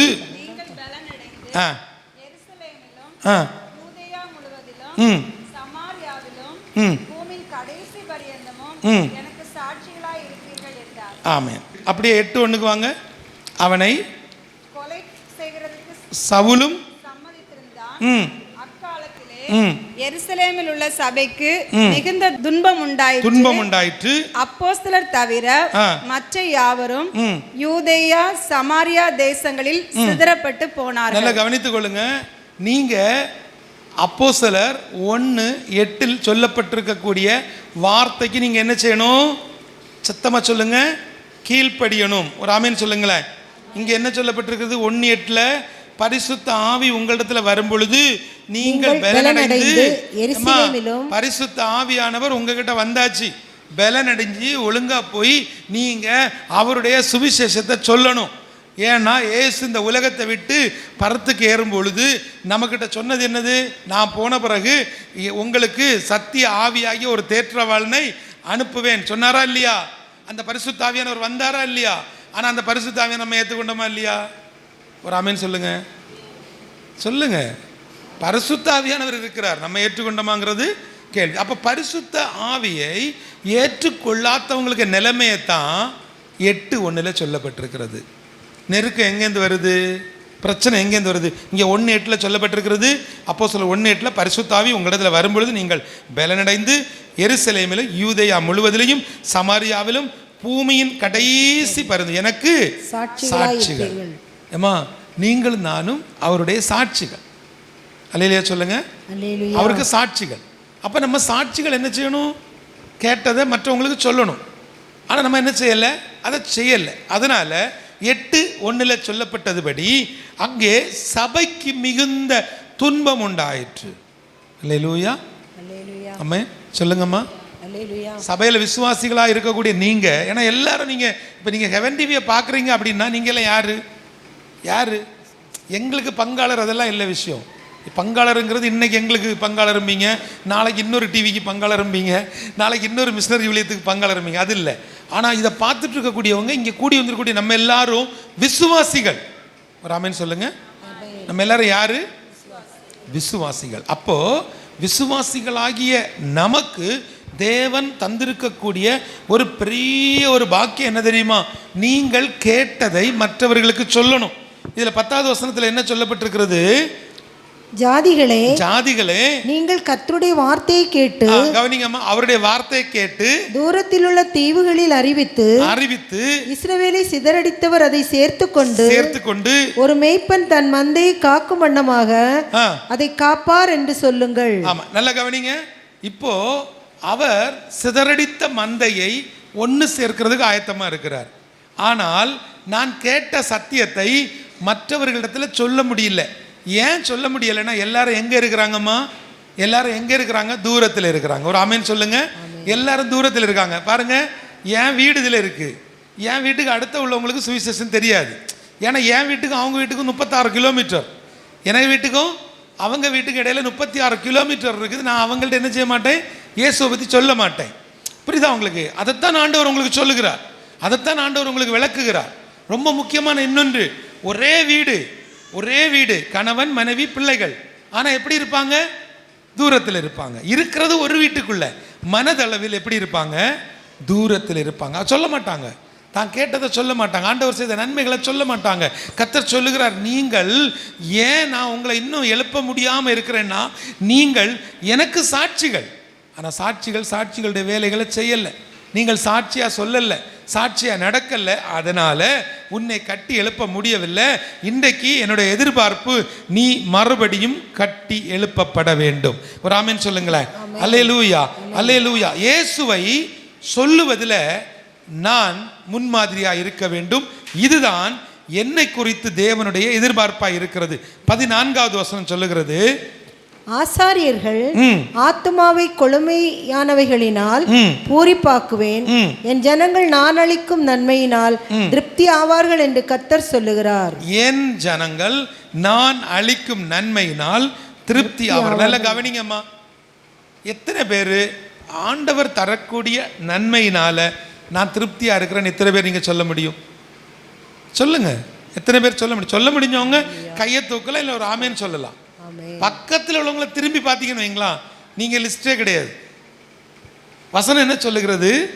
என்னுடைய ஜனங்கள் நான் என்ன நன்மை கொடுக்குறேனோ அது போதும் அப்படிங்கிறதுல திருப்தியா இருப்பாங்க. அப்படிப்பட்டவங்க கை தூக்குங்க. ஆமென், அல்லேலூயா. அது என்ன நன்மை? அது என்ன நன்மை? 12வது வசனம், அவர்கள் வந்து சியோனில் உச்சியிலே கெம்பீரித்து கர்த்தர் அருளும் கோதுமை. நல்ல கவனிங்க, ஆண்டவர் தரக்கூடிய கோதுமை, திராட்சரசம், எண்ணெய், ஆட்டுக்குட்டிகள், கன்றுக்குட்டிகள் என்பவைகளாகிய இந்த நன்மைகளுக்காக ஓடி வருவார்கள். நல்ல கவனிங்க, அவர்களுடைய ஆத்துமா நீர்ப்பாய்ச்சலான தோட்டத்தை போல் இருக்கும். ஒரு அல்லேலூயா சொல்லுங்களேன். அல்லேலூயா, அல்லேலூயா. இன்னைக்கு ஒரு காரியத்தை நான் உங்களுக்கு சொல்லுகிறேன். நான் லைஃப்பில் நடந்த சில காரியங்களை தான் உங்கள்ட்ட ஷேர் பண்ணிட்டு இருக்கிறேன். அநேக குடும்பங்களில் பிள்ளைகளை தேவன் ஆசீர்வதித்து உயர்ந்த இடங்களில் வச்சிருக்கிறார். பிள்ளைங்க நல்லா செட்டில் ஆயிட்டாங்க. ஆனால் அந்த பிள்ளைகளை இவ்வளோ உயரத்துக்கு கொண்டு போன பெற்றோர்கள் இன்னும் கட்டி எழுப்பப்படாமல் இருந்து கொண்டு இருக்கிறாங்க. இன்னும் அடுத்த நேரத்துக்கு என்ன செய்யுது? ஏதாவது ஒன்று எனக்கு ஆயிட்டுனா, எனக்கு ஏதாவது ஒன்று நடந்துட்டுன்னா என்னை யார் பாப்பா? இருதயத்துக்குள்ள அப்படிப்பட்ட ஒரு பயம், அப்படிப்பட்ட ஒரு பாரம். இன்றைக்கு அநேகர் அப்படி தொய்ந்து போய் இருக்கிறாங்க. வேற வழி இல்லாமல் சர்ச்சில் ஒரு பெல் அடித்தா சரி என்ன செய்கிறது, கொஞ்ச நேரம் அதில் போய் இருப்போன்னு வாராங்களே தவிர தேவனுக்கும் அவர்களுக்கும் ஒரு பெரிய தூரமாக இருக்கிறது. ஒரு அருமையான ஒரு குடும்பம் தொலைபேசியில் கூப்பிட்டு சொன்னாங்க, நாங்கள் வந்து ஒரு காணிக்க இந்த ஊழியத்துக்கு தரணும்னு நினைக்கிறோம். நாங்கள் ரொம்ப வயசானவங்க. ஸோ எங்களுக்கு பழக்கம் இல்லாத யாருமே எங்கள் வீட்டில் நாங்கள் வரவும் முடியாது, வீட்டில் நாங்கள் டக்குன்னு பார்க்க முடியாதுன்னு. அப்போ எங்களுடைய அலுவலகத்தில் ஒரு சகோதரி எனக்கு அனுப்பின அந்த காரியத்தை நான் கூப்பிட்டு கேட்டப்போ அவங்க சொன்னாங்க, நாங்கள் இப்போ அந்த ஊரில் இல்லை, நாங்கள் இப்போ இன்னொரு இடத்துல இருக்கிறோம். அப்போ நான் சொன்னேன், நீங்கள் அந்த அட்ரஸை தாங்கன்னு சொல்லி பேசி அந்த அட்ரஸை வாங்கிட்டு நாங்கள் போயிட்டேன். அது அங்கே போன பிறகு தான் தெரியும், அது ரொம்ப அவுட்டரான இடம், சென்னை பட்டணத்துலேருந்து ரொம்ப தூரமான ஒரு இடம். ஆனால் வேறு வழி இல்லை, நான் பார்த்து தான் ஆகணும்னு சொல்லிட்டு அந்த குடும்பத்தை பார்க்க போனேன். ஏன்னா அவர்கள் பெரிய ஒரு காரியத்தை சொன்னாங்க. அங்கே போன பிறகு நான் ஒரு காரியத்தை புரிஞ்சு கொண்டேன். அவங்க இருக்கிற இடம் ஒரு முதியோர் இல்லம். ஒரு முதியோர் இல்லத்தில் அவங்க இருக்கிறாங்க. அப்போ அவங்க சொன்னாங்க, உங்கள் தொலைக்காட்சியில் உள்ள இந்த ஊழியங்களை எல்லாம் பார்க்கும்போது நீங்கள் வயதானவர்களுக்கு பகல் நேரத்தில் பராமரிப்பு கொடுக்க போகிறோம் அப்படின்னு சொல்லிட்டு நீங்கள் பேசிகிட்டு இருக்கும்போது எங்களுக்கு ஏதாவது உங்களுக்கு ஹெல்ப் பண்ணணும்னு சொல்லி கூப்பிட்டுருந்தாங்க. அப்போ அங்கே போய் உட்கார்ந்தோன்னே அவர்களுக்கு அங்கே ஒரு டைனிங் ஹால் இருக்குது. அதில் உட்கார வச்சு ரொம்ப நேரம் பேசிகிட்டு இருந்தாங்க. டீ எல்லாம் கொடுத்தாச்சு. எல்லாம் பேசிகிட்டு இருக்கும் பொழுது அவர்கள் சொன்ன அந்த கணக்கு இருக்குது பார்த்தீங்களா, அவங்க சொன்ன எங்களுக்கு இங்கே இப்படி இருக்குது, அங்கே அப்படி இருக்குது, இத்தனை ஏக்கர் இருக்குது, இவ்வளோ லேண்ட் இருக்குது, அந்த காலேஜ் எங்கே இதுதான், அவங்க மகளை தான் என் மகன் கட்டியிருக்கிறான். இப்படி ஒரு பெரிய பார்த்தீங்கன்னா இவங்க ஒரு பெரிய கோடீஸ்வரர்கள். ஆனால் தாயின் தகப்பனை எங்கேருந்து இதை சொல்லிட்டு இருக்காங்க? கொஞ்சம் சத்தமாக சொல்லுங்க. முதியோர் இல்லத்தில் தாயின் தகப்பனையும் முதியோர் இல்லத்தில் 15,000 ரூபாய் கொடுத்து தங்க வச்சுக்கிட்டு நீ 300 கோடிக்கு சொத்து இருந்தா என்ன, நீ நடுத்தரில் இருந்தா என்ன, யோசிச்சு பாருங்க. ஆனால் அவங்க 2 பேரும் என்ன செய்கிறாங்க, தங்களுடைய பிள்ளைகளை விட்டு கொடுக்கவே இல்லை. ஆனால் எல்லாத்தையும் பேசி முடிச்சுட்டு அந்த காணிக்கையை கொடுத்தாங்க, ரசீது போட்டாச்சு, எல்லாம் முடிஞ்சு அவர்கள் ஒரு காரியத்தை சொன்னாங்க, ஆனால் எங்களுக்கு ஏதாவது ஒன்று ஆச்சுன்னா எங்கள் பிள்ளைகளுக்கு வர்றதுக்கு வாய்ப்பே கிடையாது. ஏன்னா பிள்ளைகள் வர முடியாத அளவுக்கு உயர்ந்த பதவிகளில் உயர்ந்த நிலைகளில் இருக்கிறாங்க. நல்லா தெரிந்து கொள்ளுங்க. ஒருவேளை நீங்கள் இதை பார்த்துட்டு இருக்கக்கூடிய உங்களுடைய வாழ்க்கையில் இப்படிப்பட்ட காரியம் இருந்துன்னா உங்களுக்கு நினைப்பேன தெரியுமா, பிள்ளைகள் அவ்வளோ உயரத்தில் கொண்டு வச்சது ஒரு பெரிய பெருமை போல். அது உங்கள் வாழ்க்கையில் நீங்கள் பண்ண மிகப்பெரிய தப்பு. அதை நீங்கள் புரிந்து கொள்ளணும். கர்த்தர் அப்படிப்பட்ட குடும்பங்கள் எல்லாம் என்னை கட்டி எழுப்ப போகிறார். நீங்கள் உடனே ஓஹோ அப்போ கட்டி எழுப்புறதுனா எல்லாரையும் பெட்டி படுக்க தீர் வீட்டில் வந்து உட்காந்துருவாங்களான்னு இல்லை.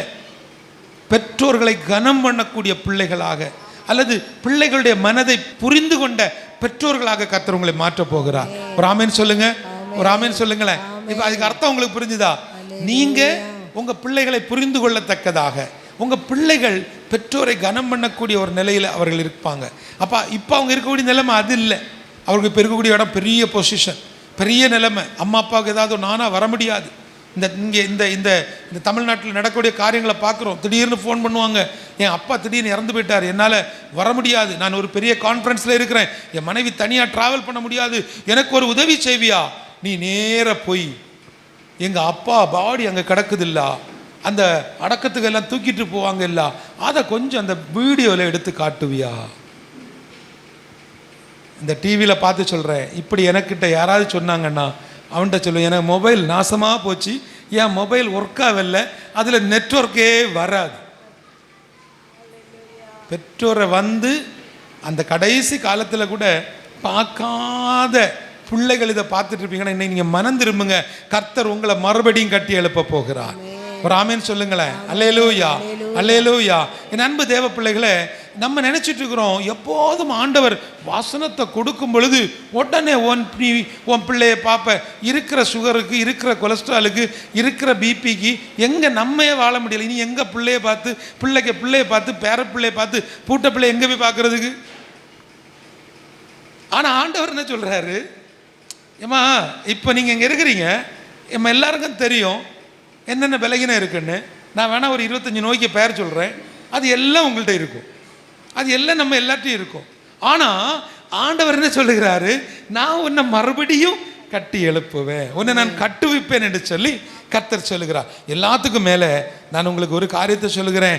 உலகம் முழுவதுலேயும் சொத்து வச்சுருக்கலாம், நாகர்கோயிலில் 4 இடத்துல நீங்கள் வீடு வாங்கி போட்டிருக்கலாம், நீங்கள் இந்த ஏரியா முழுவதில் நீங்கள் பயங்கரமான கோடீஸ்வரராக இருக்கலாம், இல்லை ஏக்கர் கணக்கில் உங்களுக்கு அது என்ன மரம், இது பால் வெட்டுற மரம், ரப்பர் மரம் இருக்கலாம், என்ன வேணால் வச்சுக்கோங்க, என்ன வேணால் வச்சுக்கோங்க.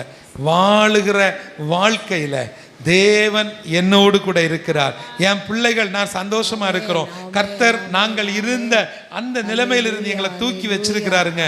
எப்பவும் நாங்கள் ஆண்டவருக்காக எதையும் செய்வோம். அப்படிப்பட்டவர்களைத்தான் இன்னைக்கு ஆண்டவர் நேசிக்கிறார், அப்படிப்பட்டவர்களிடத்துல ஆண்டவர் பேசி கொண்டிருக்கிறார்.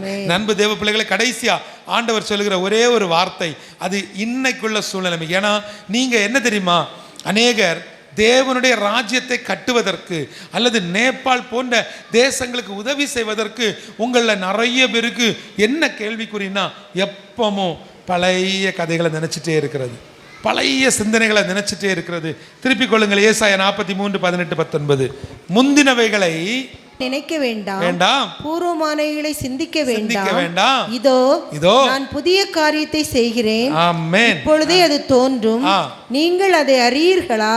நான் வனாந்தரத்திலே வழியையும் அவாந்தர வெளியிலே ஆறுகளையும் உண்டாக்குவேன். நான் தெரிந்து கொண்ட என் ஜனத்தின் தாகத்துக்கு வனாந்தரத்திலே தண்ணீர்களையும் அவாந்தர வெளியிலே ஆறுகளையும் உண்டாக்குவதனால் காட்டு மிருகங்களும் வலு சர்ப்பங்களும் கோட்டான் குஞ்சுகளும் என்னை கனம் பண்ணும். இந்த ஜனத்தை எனக்கென்று ஏற்படுத்தினேன், இவர்கள் என் துதியை சொல்லி வருவார்கள். அல்லேலூயா. அல்லேலூயா. இங்கே 60 வயசுக்கு மேலே இருக்கக்கூடியவங்களுக்கு சொல்கிறேன், தயவு செய்து பழைய காரியத்தை நினச்சி மனசை போட்டு குழப்பாதீங்க. நீங்கள் இங்கே சொல்லப்பட்டிருக்கிறது, நீங்கள் முந்தினவைகளை நினச்சிக்கிட்டே இருந்தீங்கன்னு வைங்களா. முந்தினா என்னது? இப்போ கஷ்டப்பட்ட காலங்கள். பூர்வனா என்னது? அப்பா அம்மா கூட கடந்து அவங்க காலத்தில் கஷ்டப்பட்டு 60 வயசில் உள்ள நீங்கள் அப்பா அம்மா கூட கடந்து கஷ்டப்பட்டதையும் பிள்ளைகளுக்கு கூட கடந்து பட்ட பாடுகளையும் இப்போ நீங்கள் என்ன செய்யக்கூடாது? நினைக்கக்கூடாது. நினைச்சா உங்களுக்கு பிபி மாத்திரை கூட ஒன்று போட வேண்டியிருக்கும், கொலஸ்ட்ரால் மாத்திரை கூட ஒன்று போட வேண்டியிருக்கும். அதையெல்லாம் நினச்சி கவலைப்பட்டுட்டு இருந்தீங்கன்னு சொன்னால் உங்களுடைய சுகருக்கு அளவு கூடிக்கிட்டே இருக்கும். இதுக்கு ஒரே ஒரு வழி என்னன்னு சொன்னால், ஆண்டவர் உங்களுக்கு சொல்லுகிறார், இதோ நான் புதிய காரியத்தை உனக்கு செய்கிறேன். அது என்ன புதிய காரியம்? ஆண்டவர் நம்மகிட்ட சொன்ன வார்த்தை எரேமியா 31 அதில் சொல்லப்பட்ட 4வது வசனத்தின்படி, மறுபடியும் உன்னை கட்டுவிப்பேன், நீ கட்டப்படுவாய். ஒரு ஆமீன் சொல்லுங்க, ஒரு அல்லேலூயா சொல்லுங்களேன். அல்லேலூயா.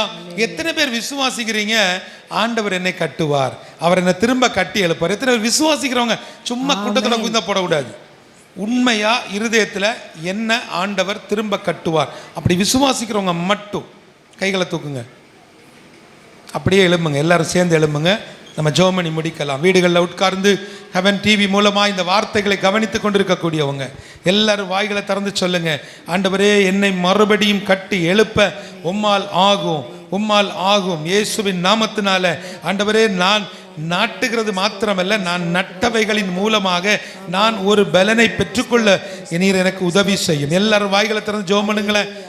இந்த கூடாரத்தில் இந்த சபைக்குள்ள இருக்கக்கூடியவங்க தயவு செய்து வாய்களை திறந்து ஒரு வார்த்தை சொல்லுங்க, ஆண்டவரே என்னை கட்டி எழுப்புங்கப்பா. இங்க பாருங்க, உலகம் சொல்லியிருக்கலாங்க, இந்த சமுதாயம் உங்களை பார்த்து சொல்லியிருக்கலாம், உன்னை திரும்ப கட்ட முடியாது, உன் வாழ்க்கை இப்படித்தான் இருக்கும், உன் குடும்பம் இப்படித்தான் இருக்கும், உன் வியாபாரம் இப்படித்தான் இருக்கும், நீ வேலை செய்யக்கூடிய இடத்துல எத்தனை வருஷம் நீ வேலை பார்த்தாலும் உனக்கு சம்பளம் வராது.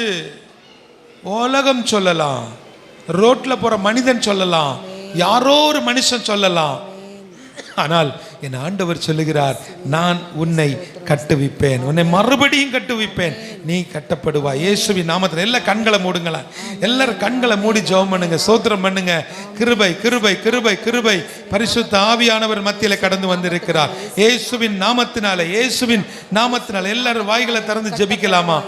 ஒருவேளை இந்த நிகழ்ச்சியை பார்த்துட்டு கூடி நீங்க, நான் கர்த்தருடைய ஊழியத்தை செய்கிறேன், என் குடும்பத்தில் இப்படி நடக்கலாமா? நான் ஒரு நல்ல பொசிஷன்ல இருக்கிறேன், என் பிள்ளைகளை பார்த்து வளர்த்தேன், எந்த குறை வச்சேன், என் பிள்ளைகளை அப்படி நான் கவனிச்சுக்கிட்டேன், என் பொண்ணை நான் பூ போல வச்சு பார்த்தேன், என் பையனை நான் அப்படி மகாராஜா மாதிரி வளர்த்தேன். உண்மைதாங்க. உங்க குடும்பத்தில் நடந்த அந்த காரியம், பிரதர் சிஸ்டர், அருமையான போதகரே, உங்க குடும்பத்துக்குள்ளால ஒருவேளை உங்க பிள்ளைகள் இப்படிப்பட்ட ஒரு நிலைமையில ஏற்கனவே அவர்கள் மாட்டி இருக்கலாம், அல்லனா இப்ப மாட்டிட்டு தவிக்கலாம். இயேசுவின் நாமத்தினால சொல்லுகிறேன், குடும்பங்களினுடைய சமாதானங்களை கெடுப்பதற்கு, குடும்பத்தில் நீங்கள் செய்யக்கூடிய ஊழியங்கள், உங்க பிஸ்னஸ் அதில் ஒரு வளர்ச்சியில எரிச்சல் உள்ள நேரங்களில் இப்படிப்பட்ட சில சம்பவங்களை சத்துரு அனுபவிக்கலாம். ஒருவேளை சத்துரு இப்படிப்பட்ட காரியத்தை உள்ள கொண்டு விடலாம். இயேசுவின் நாமத்தினால சொல்லுகிறேன், அப்படி ஒருவேளை உங்க குடும்பத்தில் இப்படி ஒரு சம்பவம் நடந்திருக்கும்னு சொன்னா, உங்க மகளோ உங்க மகனோ இப்படி லவ் பண்ணி கல்யாணம் பண்ணிட்டேன், நான் வீட்டை விட்டு போயிட்டேன், வருஷ கணக்கில் எங்கேயோ இருக்கிறேன்னு சொல்லி ஒருவேளை உங்க குடும்பத்தில் அப்படி ஒரு சம்பவம் நடந்திருந்தா, இன்னைக்கு ஆவியானவர் உங்களுக்கு சொன்ன இந்த ஆலோசனைக்கு நீங்க கட்டுப்படுங்க, கீழ்ப்படிங்க, அந்த பிள்ளைகளை பிளஸ் பண்ணுங்க. கர்த்தர் அந்த பிள்ளைகளை கட்டி எழுப்ப போகிறார். ஒன்று தெரியுமா உங்களுக்கு, நீங்க அந்த பிள்ளைகளை சபிக்க நீங்க அந்த பிள்ளைகளின் மேல கோபத்தை காட்ட அந்த பிள்ளைகள் உடைஞ்சு போய் நிற்கிறாங்க, தொய்ந்து போய் நிற்கிறாங்க, பின்மாற்றத்தில் நிற்கிறாங்க. கர்த்தர் சொல்லுகிறார், நான் என் பிள்ளைகளை திரும்ப நான் மீட்டு எடுக்க போகிறேன், அவர்களை மறுபடியும் கட்டி எழுப்ப போகிறேன் என்று சொல்லி அந்த பிள்ளைகள் மறுபடியும் கட்டி எழுப்பப்பட அந்த பிள்ளைகளை நீங்க ஆசீர்வதிங்க. யாரா இருந்தாலும் சரி, நீ எவ்வளவு பெரிய பொசிஷன்ல இருந்தாலும் சரி, இன்னைக்கு ஆண்டவர் விரும்புகிறது அந்த பிள்ளைகளை திரும்பவும் அந்த ஆதி அன்புக்குள்ள கொண்டு வாங்க. கடைசியாக ஒன்று சொல்றேங்க, ஆண்டவர் தரக்கூடிய அந்த நன்மை எனக்கு போதும். அந்த நன்மை எனக்கு போதுங்க. என் ஜனங்கள் நான் அளிக்கும் நன்மையினால திருப்தி ஆவார்கள். நான் என்ன கொடுக்குறேனோ அதில் என் பிள்ளைகள் திருப்தி ஆவாங்க. சில நேரங்களில் நம்ம கவனிங்க அண்ணன், கவனிங்க, சில நேரங்களில் தேவன் தரக்கூடிய நன்மை கொஞ்சம் தாமதிக்கும், கொஞ்சம் தாமதிக்கும். அந்த கொஞ்ச நேரம், அந்த கொஞ்ச காலம் 5 வருஷமாக இருக்கலாம், 10 வருஷமாக இருக்கலாம், 15 வருஷமாக இருக்கலாம், 20 வருஷமாக கூட இருக்கலாங்க. பொறுமையாக காத்துருங்க. உங்களை மறுபடியும் கட்டி எழுப்புவா. நீங்கள் எந்த இடத்துல கண்ணீர் விட்டு நின்னீங்களோ, எந்த கோர்ட்டுக்குள்ளால போய் நின்று அழுதுட்டு வந்தீங்களோ, எந்த தெருவாக நீங்கள் அழுது கொண்டு நடந்தீங்களோ, எந்த குடும்பத்தில் உள்ள ஃபங்க்ஷனுக்கெல்லாம் போக முடியாமல் ஐயோ நான் அந்த இடத்துல போனால் என்னை குறித்து கேட்பாங்களே, என் வாழ்க்கையை குறித்து கேட்பாங்களே, உனக்கு கல்யாணம் முடிஞ்சு இவ்வளோ நாள் ஆச்சு இன்னும் குழந்தை இல்லையான்னு கேட்பாங்களே, உங்கள் பையன் இன்னும் குடிப்பழக்கத்தில் தான் இருக்கான்னு கேட்பாங்களேன்னு சொல்லி வெட்கப்பட்டு போய் எந்த இடத்துலலாம் என் சகோதரியை, என் அருமை தாயை, என் அருமை தகப்பனே, நீங்கள் எந்த இடத்துலலாம் நீங்கள் போனால் நம்மளை வெட்கப்படுத்திடுவாங்கன்னு சொல்லி விழுந்து போய் தொய்ந்து போய் எல்லாத்துலேயும் சோர்ந்து போய் நின்னீங்களோ, கர்த்தர் சொல்லுகிறார், நான் உன்னை மறுபடியும் கட்டுவிப்பேன், நீ கட்டப்படுவாய். கிருபையும் இரக்கமும் நிறைந்த எங்கள் நல்ல கர்த்தாவே, இந்த நாளிலேயும் கூட நீர் எங்களோடு இடைப்பட்டதுக்காய் நன்றி. எப்பொழுதும் ஆண்டவரே, இந்த இடத்துல இந்த வார்த்தையை கேட்ட இவர்களோடு பரிசுத்த ஆவியானவர் இடைப்பட்டதுக்காய் நன்றி. நீர் இடைப்பட்டதுக்காய் நன்றி. இந்த பரலோக துதி ஆராதனைக்காக ஜெபித்த, உழைத்த, கொடுத்த ஒவ்வொரு கரங்களையும் கர்த்தர் பொறுப்படுத்திக் கொள்ளும். துதி, கனம், மகிமை எல்லாவற்றையும் அப்பா ஒருவருக்கே செலுத்துகிறோம். இயேசுவின் மூலம் ஜெபிக்கிறேன் நல்ல பிதாவே, ஆமென். எல்லாரும் சேர்ந்து சொல்லுவோம், என் ஆத்துமாவே கர்த்தரை ஸ்தோத்திரி, என் ஆத்துமாவே கர்த்தரை ஸ்தோத்திரி, கர்த்தர் செய்த சகல உபகாரங்களை மறவாதே. ஆமேன். ஆசீர்வாதத்தை பெற்றுக்கொள்வோம். கர்த்தராகிய இயேசு கிறிஸ்துவுடைய கிருபையும் பிதாவாகிய தேவனுடைய அன்பும் பரிசுத்த ஆவியானுடைய அந்யோன்ய ஐக்கியமும் இன்றும் என்றும் எப்பொழுதும் நம் அனைவரோடும் தங்கி இருப்பதாக. ஆமேன். அல்லேலூயா, அல்லேலூயா, அல்லேலூயா. காலை முதல் அந்தி மாலை வரை கருத்தாய் ஜெபித்திடுவோம். ஆதி முதல் அந்தம் வரை உம்மையே நம்பிடுவோம். காலை முதல் அந்தி மாலை வரை கருத்தாய் ஜெபித்திடுவோம். ஆதி முதல் அந்தம் வரை உம்மையே நம்பிடுவோம். உமதன்புக்கு என்ன சொல்லுவேன், நாமம் நான் பாடுவேன். உமதன்புக்கு என்ன சொல்லுவேன், நாமம் நான் பாடுவேன். காலை முதல் அந்தி மாலை வரை கருத்தாய் ஜெபித்திடுவோம்.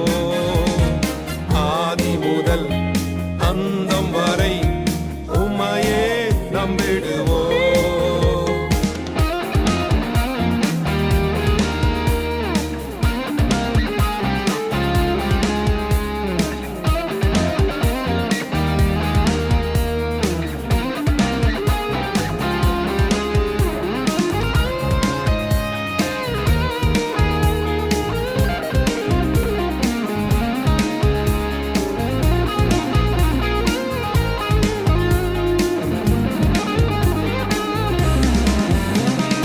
தேவன் தந்த வாக்குக்கெல்லாம் காலம் அருகில் உண்டு.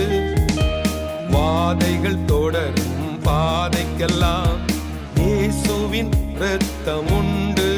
கண்ணின் மணி போல் காத்து நடத்தி உள்ளங்கையில்